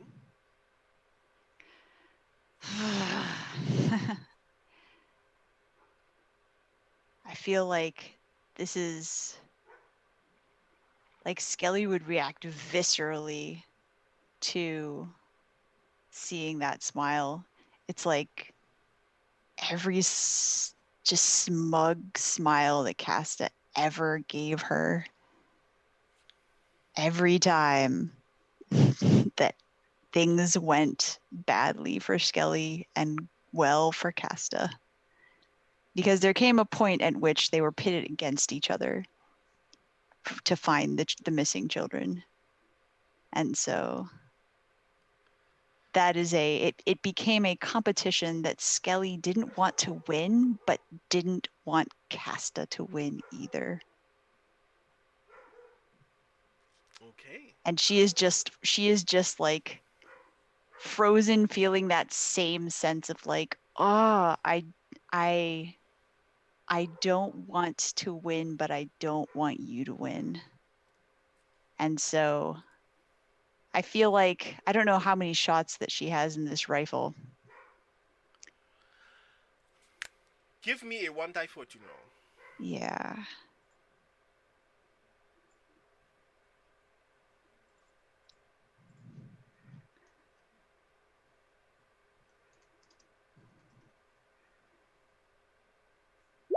That's a 4.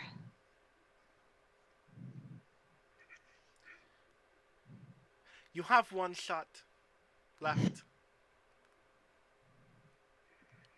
I have more guns, to be clear. I just Yeah, have, you have more just guns. in the but rifle that I'm holding. The rifle in your hand has 1 shot left.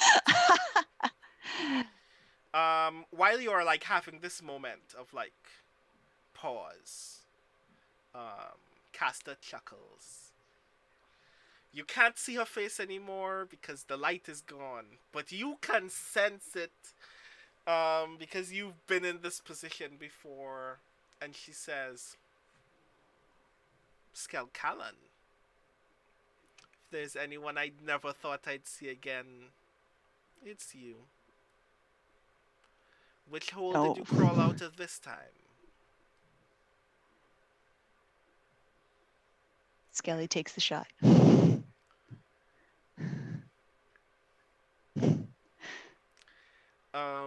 Give me another hunt roll. In fact, it's not hunt anymore, is it? Is it still hunt? Let me see. I would make a case for it being in the darkness at a distance. Yeah. Yeah. It Precision. It can indeed still be hunt. Okay. Yeah, I feel like if they were closer together and there was more of a back and forth volley being exchanged or something, then maybe it would be skirmish. But I feel like it hasn't quite gotten there yet. Okay. What is my position, Brandon? Your position is desperate, and your effect is limited.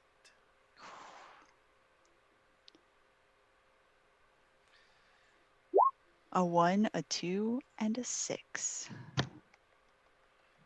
God damn it. You can do anything you want as long as you keep rolling I feel sixes. like if for GM purposes, even with the 6, you can still assume that I don't kill her because Skelly is still very emotionally compromised right now. So even though she takes the shot, it may not be a kill shot. You keep saying this, and it keeps reminding me saying. that there's a thing that I want to do, so I'm gonna do it before we resolve the action that you have just performed, which is, I would like you to resist with resolve. You're about to have an emotional consequence in this moment, staring at Casta right now. Okay. Hold on, I'm trying to find where to do that on the sheet. You just click the word resolve under the your playbook name.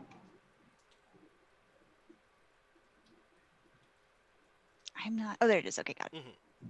Yep. Okay. No bonus dice? No bonus dice. That's a 2. Okay. So I get 4 stress. Um, you are about to suffer 4 stress. Yes. Okay. How much stress do you have? Well, now I think I had 3 stress before, so now I have 7 stress. Cool, cool. I just wanted to make sure I didn't kill you. Okay, cool. Um, you hear Casta say those words. What hole did you crawl out of this time? And you are not in Dunslow anymore. Nope. You are in the orphanage again.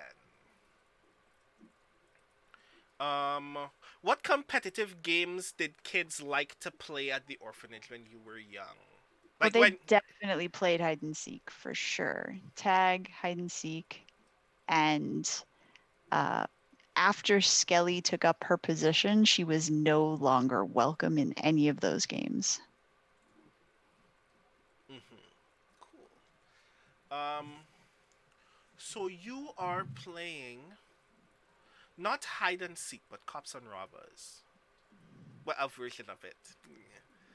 Cops and gangs, we'll say, yeah. Blue coats and gangs. Oh yeah. my god, that doesn't roll off the tongue at all. But still, and you're in a gang, and Casta's a blue coat, and you and this other kid are like hunkered under like some barrels somewhere near the edge of the orphanage, like so far away from the orphanage that the only thing stopping you from just like leaving and venturing into the rest of Duskfall is the gate, the hole in the gate that these barrels are designed to block. You think that you are relatively unseen. For somebody to get to this point, they'd have to like traverse like several dozens of feet of like the orphanage's open space to even think that you were going to be in this to be holed up here. And you don't see Casta coming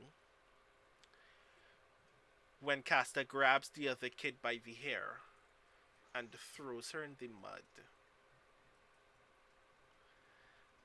You hear a voice behind you say, "That's one," and then she like grabs you by the like has you in like this weird kind of hold where the crook of her arm has your arm behind your back. And like you can hear her like growl, whisper against your ear, "You thought you could hide in this hole and I wouldn't see you?" And then immediately you're right back in Dunslow, like looking her dead in the eye. And when you make the shot, it like it is enough space right next to the other shot in the shoulder that you've already made for it to continually pass through meat. So now there are just like 2 perfectly round holes in her shoulder, profusely gushing blood. Um, she squeals, but she doesn't dress back. She doesn't look away from you in any way. It's like you get the vague impression in the dark that she's terribly amused by this. Um, she starts chuckling again and says, "Who thought some small thing like you could ever be a hunter? Who do you work for? One of the measly gangs on the western side of the city? Some brat who thinks that they can live up to the high life of of Brightstone and just need someone to cover their tracks, or are you out here fighting the good fight?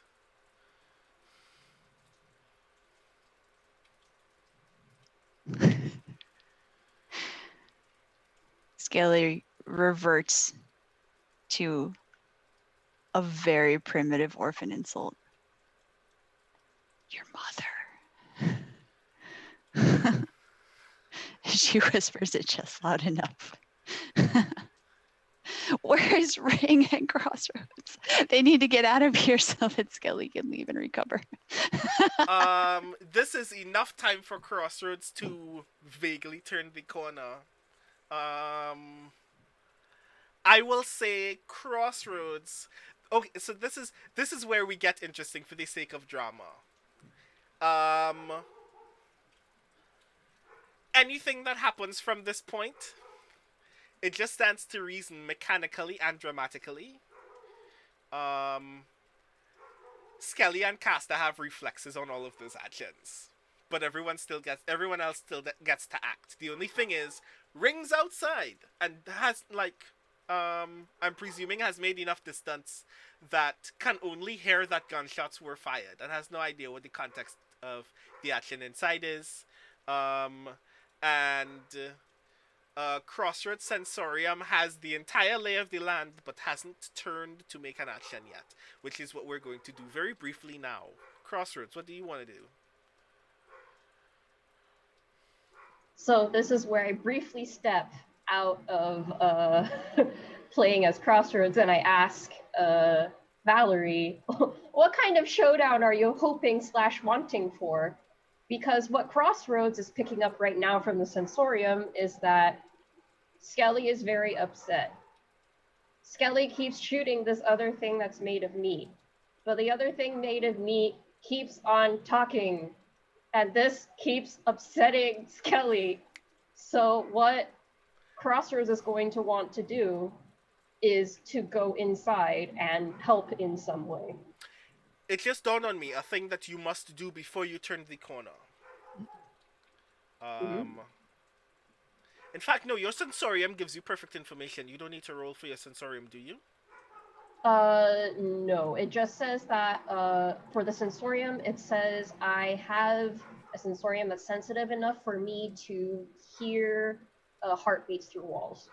And I assume that's a fair degree of cool. auditory accuracy. You have access to this perfect information before you even turn the corner. Mm-hmm. You know which heartbeat is Skelly's. You know which heartbeat is a stranger's. And you have sensed both times that when the stranger, who we know as Casta, gets shot, her heart rate becomes more relaxed each time.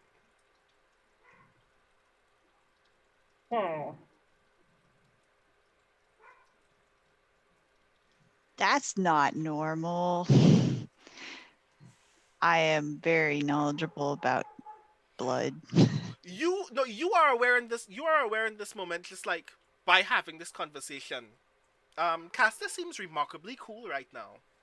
She doesn't. I mean, I feel like seem she was bothered by always it. like very chill about violence, and so I can believe that in the heat of the moment, Skelly may not be noticing that Casta's coolness is unreasonable for the number of gunshots that she has suffered from at the present time.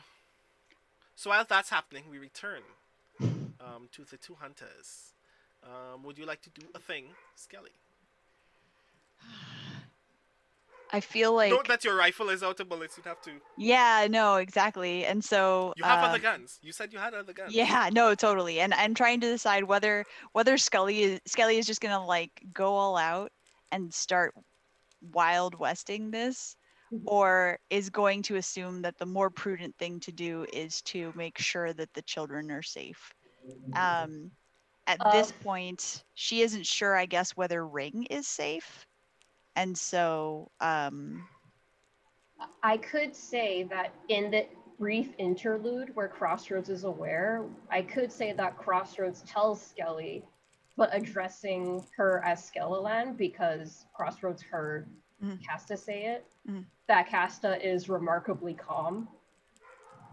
So at least Skelly knows that Crossroads, like, she's not alone there. Maybe that would help calm her down a little bit. I don't know. Because currently, right now, Skelly doesn't know that Crossroads is there. And Skelly doesn't know that Crossroads has, like, provided some assistance in some way. I think Skelly would. I think the thing that might penetrate through what, like the fog of her own insanity right now, is that Casta hasn't shot back at her yet, which that's weird. Why are they not exchanging gunfire yet? Why is Casta merely taunting her? Because at this point, Casta, in previous instances, would have at least tried to shoot her, like trick shot in a non-lethal place to taunt her. And so the fact that Casta hasn't even appeared to have taken a shot at her is very odd. It is. I would say I'm going to request a fortune roll to see whether Skelly decides, because I think that this is kind of like a 50-50 of whether she pulls her guns and keeps going or whether it gives her enough pause to want to push her back to be like, maybe I should retreat and figure this out. Skelly is not the sharpest of the crew here. So I know what actually happens. okay, cool. Take it away, GM. You can't guess this. This is an assumption that you're making based on the information that you already have about this person and about what's going to happen next, which is an action. That action, most likely to me, is a study, which you have no dots in. I'll do it. Do you want to hear what the devil has to say? Yes. You're gonna have Of to course. resist another emotional consequence. Dun dun dun. It's cool. Skelly doesn't have any traumas yet, aside from the pre-existing ones. I can carry you out if you blank out. It's okay. That If would be you- the fun, dramatic way for this to go. So I'm excited. Let's hear it. If you feel stressed, then that just means you officially get XP more consistently for your trauma. Yeah. That's how that works. Exactly. Right. The emotional consequences, you're going to have another orphanage flashback. All right. And it might be worse than the last one. Ah. Are you okay with this? I mean, do I get to know what I'm gonna get? So this is if I will get what for the study roll? Automatic success or You get one bonus die. bonus so you get die? to roll All right. one die for your study.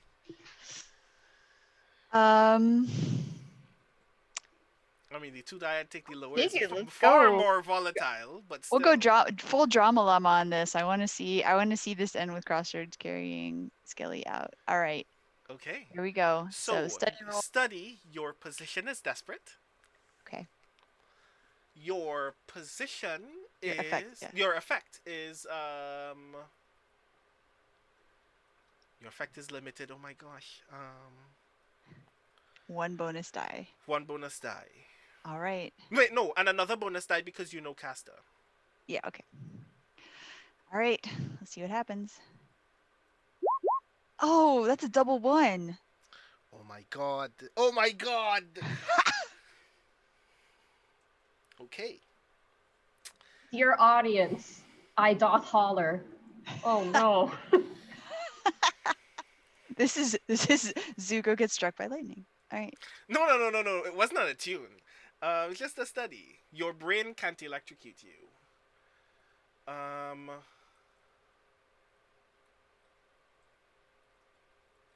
You stop to wonder, like, why is Casta so calm?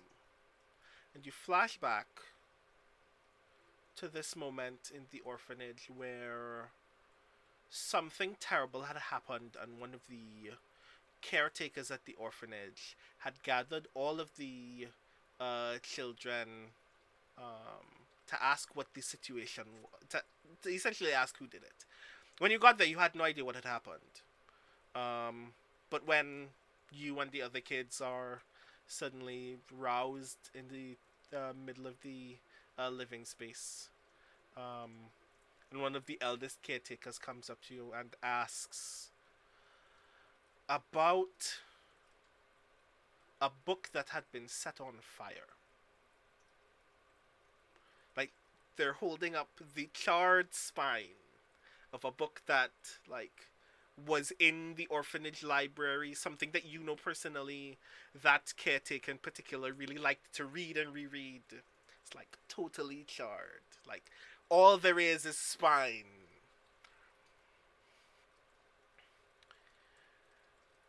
And you have enough wherewithal in that moment.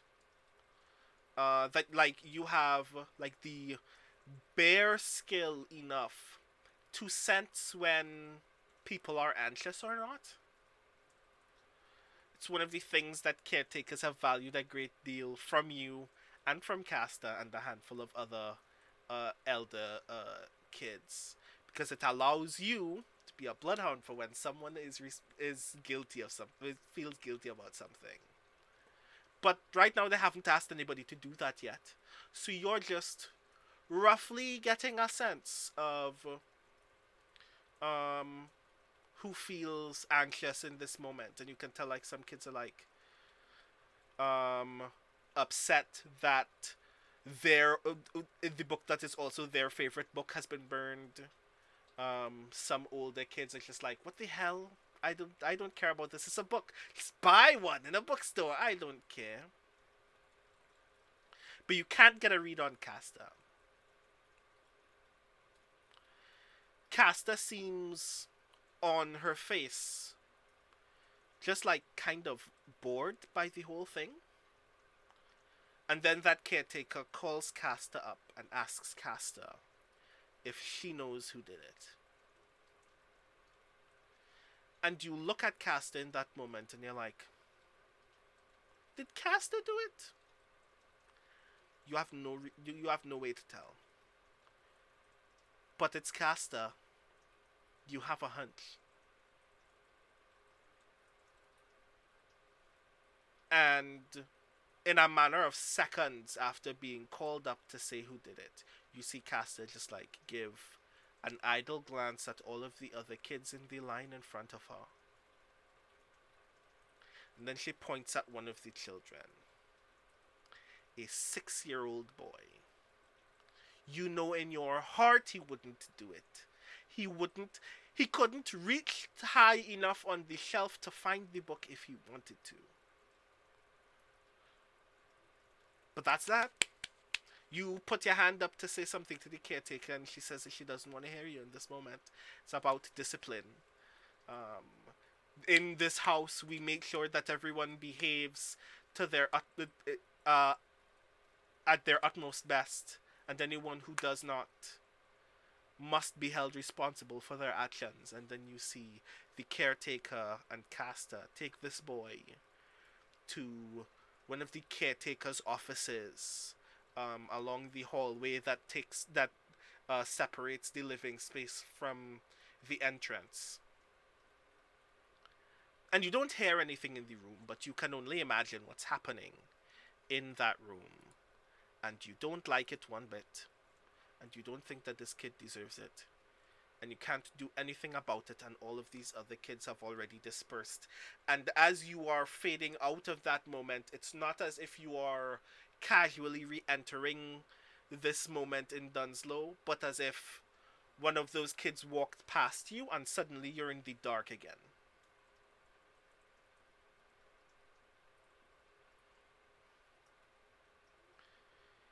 Give me another roll. Something else is happening externally in Dunslow that you may have the opportunity to observe. I feel like that would probably be a survey roll then. Most likely.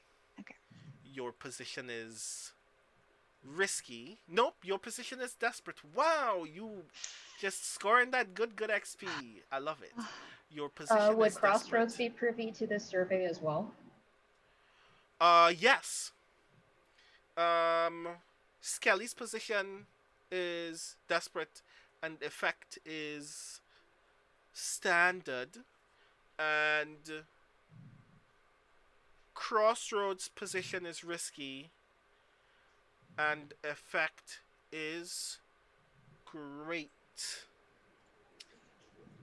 Could I give one of them an assist by being like by basically calling out orders as Ring is fleeing the building? Yes, you can. Um, In I fact, have no because you dots in because survey. because you have bird roads, because you have bird roads, um, your assist.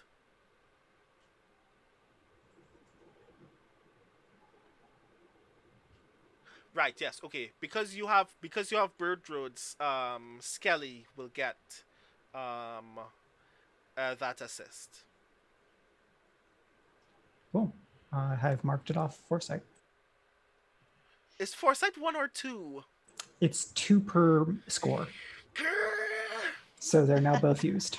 Okay, Damn so you, one Harper! one bonus die then for me. All right.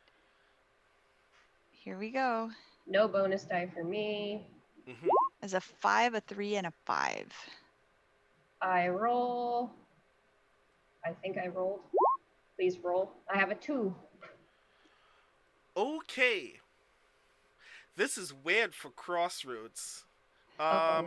We don't like that. Crossroads, you hear a loud noise and are disoriented by the loud noise because you just turned the corner and a lot of things are happening in front of you, and your friend is, you can tell, very upset and very perturbed, and there's this stranger who seems to be either very calm or very slowly dying, and you can't tell which, and the noise is happening, and it's very confusing, and you can't make any sense of it. But, Skelly, you hear Ring call through Bird Roads, and it echoes through Crossroads' body. The Bluecoats are coming. Oh, Crossroads, you notice in that moment, very briefly, almost imperceptibly, Casta's heart does jump just once, and then goes back to its previous lower state. Can I? No, I want to wait to see if Skelly wants to do something because Crossroads no, is going to do something super stupid. as soon as Skelly hears that, she's gonna shoulder her rifle and take off. Oh no, that's not what Crossroads would do. Nope. Yep. That's so at that So you're point, going to flee? if Skelly heard where Crossroads was, basically, like if she can triangulate, I'll do a hunt roll if necessary for that one. But since Crossroads had said before that something was up with Casta, I would say from that probably Skelly has an idea of where Crossroads is. And also she would have heard that coming out of Crossroads' body. The Bluecoats are coming. And so I think that Skelly would try to go to where Crossroads is right now. Okay. And say, like, we need to get out of here. And so then at that point, Skelly would use hunt. It's like a reverse hunt to avoid the Bluecoats, basically. And so she's like trying to hunt where they are so she can be not there. Does Skelly say we should leave? Because yeah, if not, Skelly okay. Skelly would be like, Bluecoats are coming, we gotta go. If like as soon as Skelly finds Crossroads, that's what she would say. Okay, because what Crossroads would do is, because the heart rate jumped up, Crossroads would want to like run at Casta to get her. Because it's like, detects weakness in the meat. It is time to attack. The moment that you turn around, Casta shouts, "So you're just gonna run?" Skelly does not take the bait. Skelly has at least, there are a few things Skelly has learned, not only from the orphanage, but in the time since she left the orphanage, and one of them is the power of silence. Okay. Can Crossroads attune to knock her out? Casta, I mean, not Skelly. You know what? Do it for me, yes. Do it. Your position is control. Nope, your position is risky. Risky. And your effect is great. Great. Alright, here we go. Oing. It's a 5, a 3, and a 2.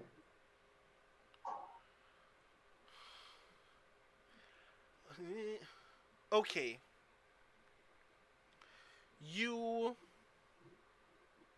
It happens almost instinctively. You get like, there's a physical annoyance that takes place in your body when this urge comes upon you that you need to knock this person out. Essentially, just to shut her up. Like a sneeze or an itch.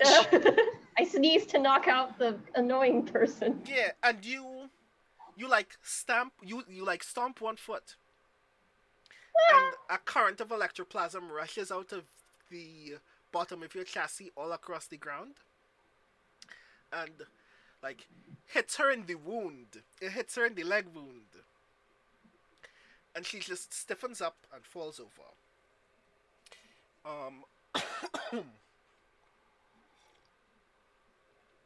You can't really see it out of the corner of your eye, Skelly. But you notice a slip of what looks like paper or cardboard that seems like very weirdly bright in this otherwise dark room, as if it was designed to capture light in dim situations, just kind of slip out of one of Caster's pockets. And when you notice that, you kind of also notice that Caster's like uniform, which you know exactly what all of her holsters are there to do, and you can sense that there are parts of her jacket that do not have weapons. Excuse me, I'm dying. That's weird. You have reason to believe that she probably has some quality of top secret documents on her person. Just like just like you know the cut of a uniform, you know what it looks like when somebody's hiding contraband. She has some small quality of contraband, something thicker than a handful of papers, but not as thick as like a bundle of like some contraband chemical or something like that. And you can tell from the shape of it that it's probably papers, and it's like strapped to her person. Crossroads, after doing the attune thing, says she is sleeping now and will not be annoying anymore. Yet is Crossroads would be able to tell if Casta's heart is still beating or not. Well, yeah, it's still beating. Okay. But it's beating at a very, like, a poisonously slow rate. Yeah, it's I don't. Like she is dying. I don't know if there's enough time for Skelly to search her before the bluecoats get here, but then at the same time, okay, so you can take the body. It can fit in Crossroads. I'll carry the two of you. I might not carry the contraband, but I'll carry the body. You know what? No, Skelly. okay, no, I've got this. Skelly will say, "Bluecoats are coming. You need to go. I'll meet you at Dern's." And so then at that point, Crossroads go, and then Skelly's gonna go back to Casta and try to find whatever the papers are. Crossroads doesn't want to leave you behind though. So that's fine. I'm not. Skelly's not your boss. That's just Skelly would say that. You don't need to listen though. Crossroads goes with you. Skelly's like, oh.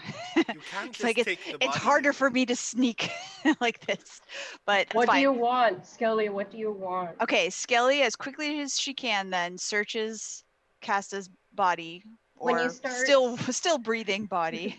When you start searching the body, Crossroads picks up the body and says, "Let's go." No, that's gonna take too long. She's not dead yet. But she's leaking. Let's go. She's still dangerous. Damn it. Okay, so at that He's point- not dangerous when she's leaking, says Crossroads and starts running after Ring. You don't know, Casta. Okay. Casta's head starts bouncing against Crossroads' chassis because Crossroads is not reinforcing her whatsoever. Bonk, bonk, bonk, bonk, bonk. Oh my god. You can Okay. hear the thudding of Casta's skull against iron. Okay, Skelly now then would dart in front of them and attempts to clear some sort of a path and figure out, like, again, the most effective way to get back to wherever they're going. Let's say if we're going to do a hunt, then I don't know how exactly to roll for this, but Skelly would be trying to track Ash's path with the kids while avoiding the blue coats. When you step outside, you notice first and foremost that the snipers, who were like very confused as to what was going on inside the building and didn't want to intervene, are now engaged with several blue coats at a distance that is almost ungodly. You have no idea where those blue coats are coming from, but they're already being shot at. And none of these snipers are facing you when you run along the path. You are maintaining the exact path that Ring would have already made for you from Muster Point towards the bridge. You meet like absolutely no resistance in the dark, except for like the vagueness of trying to make out exactly if the thing ahead of you is more road or not in this dim twilight. But you At some point, when we start reaching a place where the power is not out, would there be sewer passage through our secret tunnels? Oh yeah. The minute that you get to the nearest lamplight, there is already like a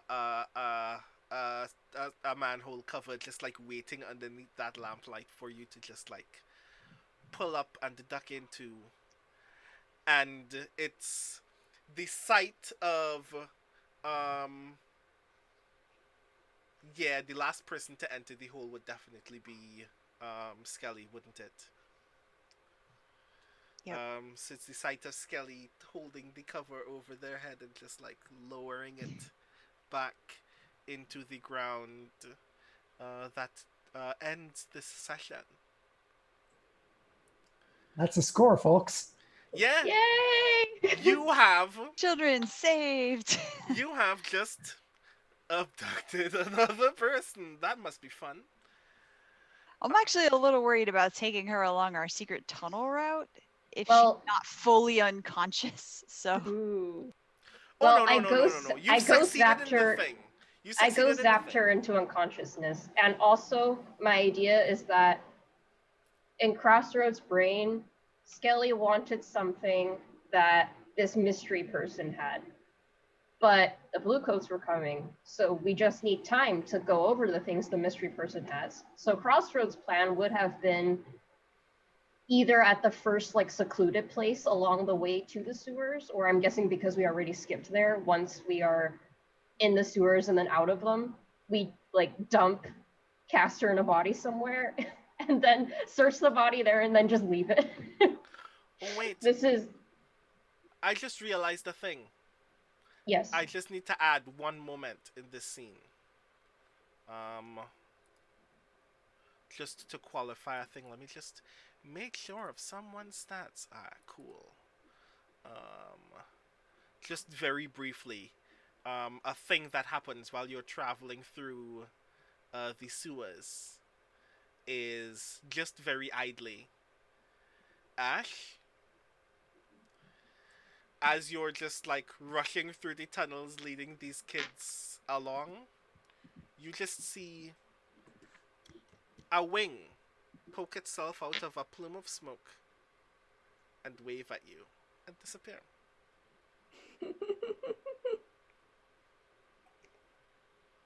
Ash is not particularly pleased by this, even though she's reassured. So, Not pleased, as but she reassured is is the goal. shuffling these children through the sewers, she is now just rolling her eyes. Like, you can't wait till this is done. Yeah. So yes, how does everybody else feel about what's taken place so far? How I'm exciting! I'm excited for more Ash, like god magic stuff, as she gets to like have a better sense of how all that works. Mm-hmm. Of the Flame the Ash, who has no dots in the tune, but now has magic. Yeah, that's how gods work. Um, I want to give a special shout out to Yoi as well. Crossroads has been doing a lot this session. Well, doing a lot in general, but I very much admire the decisions that have been made by all of you. But the Crossroads actually came in clutch of deciding to become a walkie-talkie, and I wanted to shout that out the last session as well, and I thought that was really dope. So I look forward to more walkie-talkiness in the future. But yes, thank you all so Kudos very also much. to Brandon for speaking through Ring and turning my entire body into a walkie-talkie. So yeah, thank you also very much. I definitely know where these shenanigans immediately follow, and I think that there's going to be a lot of fun. I look forward to seeing Caster tied up against a chair or something in the future. But until that next session, I would like you all to tell all the lovely people in chat who you are, what you do, and where people can find you, starting with Valerie. I'm Valerie Valdes. I am a writer, and you can find me at Valerie Valdes on Twitter. That is with an S, not a Z. You can also find me on Twitch at The Kids Are Asleep, which is when I play video games. Nice. Next, Iori. Iori Kusano, Clarion West class of 2017, they, them pronouns. I have fiction in Apex, reviews in Strange Horizons, and I am on Twitter at Iori Kusano. That is spelled Iori. There are no L's in my name, and Lori Kusano is probably real sick of getting ats meant for me. Nice. As someone who has met the other Brandon O'Brien, I kind of feel that. So yes. Next, Yoi. Hello, hello, Yoi Gawain Lin, game and fiction writer. You can find me at Twitter. As promised, the spelling is This Is My Design, D capital DASEIN for design. It is a philosophy and Hannibal pun. Ho ho.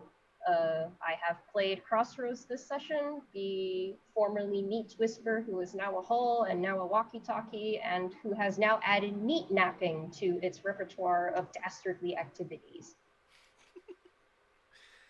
And next, Mike. I'm Michael Underwood. I've been playing Ring Dalmore, super protective den parent slash gunslinger. They, them pronouns for Ring, he, him for me. You can find Splendor and Shadow, our game of Rebel Crown, at youtube.com/Arvin Eleron to watch the episodes that exist there. And Speculate patrons at $3 and up can get my GM prep videos, posts with various poems written by Brandon for their character Rowan, which is super fun, and other great stuff. And that's patreon.com/speculate. Find me on Twitter at Mike R. Underwood. Bye. Nice. Now that you mentioned that, I'm like, should I send you the text of those poems? Because I don't think you've ever asked me. So I think maybe I got the first one, but yes, please send them to me. yes, I will make sure to do that. So yes, definitely check us out at Speculate. Speculate.stuff.com. And patreon.com/speculate, if I'm not mistaken. Cool. I have been your humble GM, Brandon O'Brien. Pronouns he, him, or they, them. You can find me on Twitter at The Rising Tides. I am another member of the Speculate crew, and I would very much love it if you gave your support to Speculate at speculatestuff.com. I'm also the co-host of the Skiffy and Fanty show, which you can definitely support at skiffyandfanty.com. We have an episode coming out very soon of Screen Scouts, where we talk to our friend Michi Chota about Leverage Redemption. So if you want to hear us like geek out about the revival of my favorite TV show ever, please check out skiffyandfanty.com for that. I made a game on my itch.io store the other day called Time for Love. So if you're into that one ship from Marvel's Loki, or the idea that the world that you live in is probably not real, um, or the experience of like meeting another version of you from another timeline and discovering that maybe you were queer the whole time. Definitely recommend that game. Also on my itch.io store, you can find the Fugitives cruise sheet that all of these lovely people play in Blades in the Dark, the Case of the Cindered Seal. If you ever want to engage in some fugitive shenanigans yourself and play a game of Blades in the Dark that is about proving yourself innocent of a crime by committing crimes rather than just committing crimes for committing crime's sake.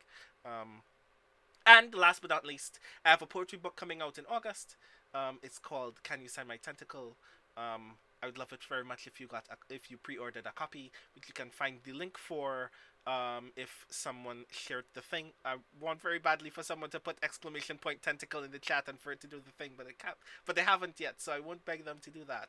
But I will also mention right now, since everybody is in front of me, that on August 22nd, we will be having a reading event for Can You Sign My Tentacle, and I will mention just idly that one of the people who will definitely be there is Valerie Valdes, who I'd asked very nicely to read some of her poetry on that evening as well, and I think that it would be really dope. So please join us on August the 22nd. Time TBA, other guests TBA, but it'll be really rad, so please come and join us when that happens. But until our next session of the Case of the Cindered Seal, which if I'm not mistaken, is going to be very, very soon, like 2 weeks from now, if I'm not mistaken. Which I'm very excited for now that we're going to get into kidnap shenanigans again. Like the last time that we kidnapped that cop is going to be delightful. But until we get into those shenanigans again, I would like it very much if everyone in chat gave all of your love to these lovely players of ours, our strange friends of the Case of the Cindered Seal. And I will bid you all adieu as I check in with these lovely people in chat for a little bit. So I will say bye for now.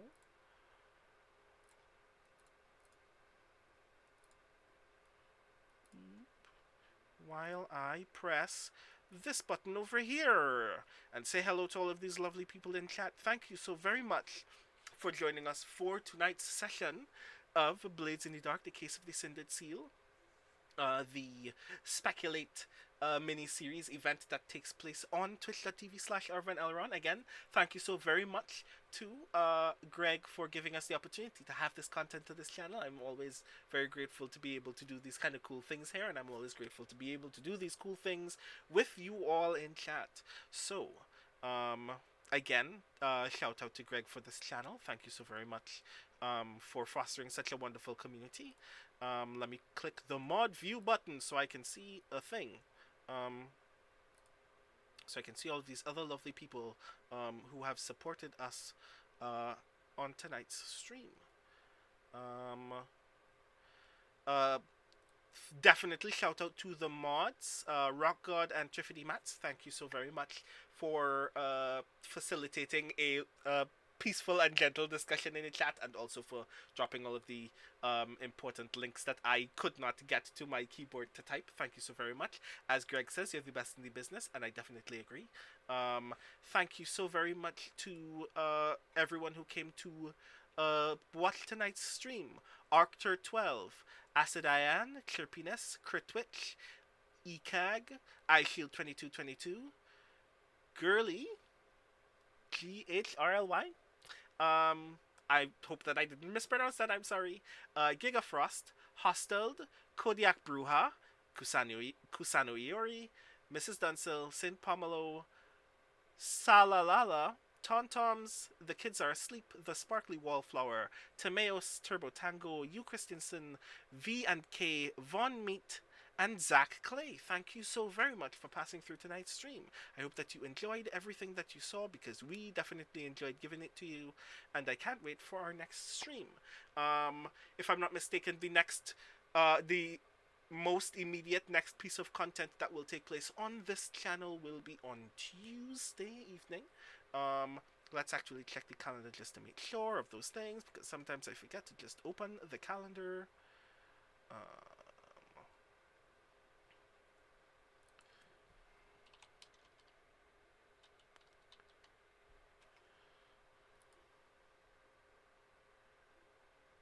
Yes, Google, you can do the thing whenever you want. Right, so on Tuesday, there will be Adventures of Middle Earth, as well as Pen and Pixels D&D with the GOG. So there's still loads of content taking place here as soon as Tuesday.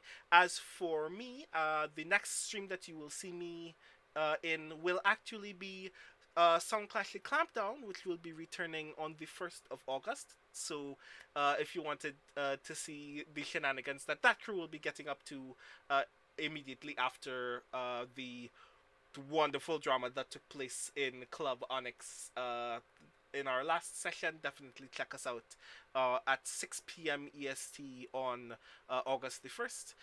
But until all of those things happen, I have been Brandon O'Brien. Thank you so very much for joining us this evening. This was This was a lot of fun. I always like spending so much wonderful time with you. You did the thing. Thank you so much, Rock God. The exclamation point tentacle is now in the chat. I'm going to be a very big pest about that for the next 3 Sundays. But thank you so very much. So yes. Until the next time you see me, or the next time that you see Greg, I hope that you have a wonderful evening, and I hope you have a wonderful week. I look forward to seeing you all very, very soon.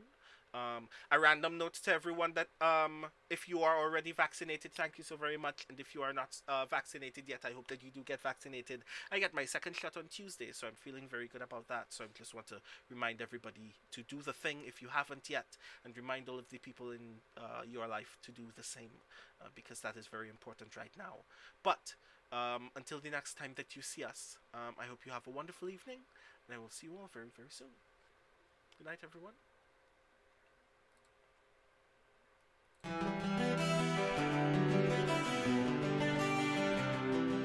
So here are all of my encouragements for you all to make terrible decisions as I am the GM. Ash has a crossbow bolt in her side, 0 dots in skirmish, and 0 dots in wreck. And I'm so excited to see this get even worse. So that's one vote for escalation. Skelly has 3 guns and all the ammo. Crossroads has no guns, but Crossroads is a gun powered by ghosts.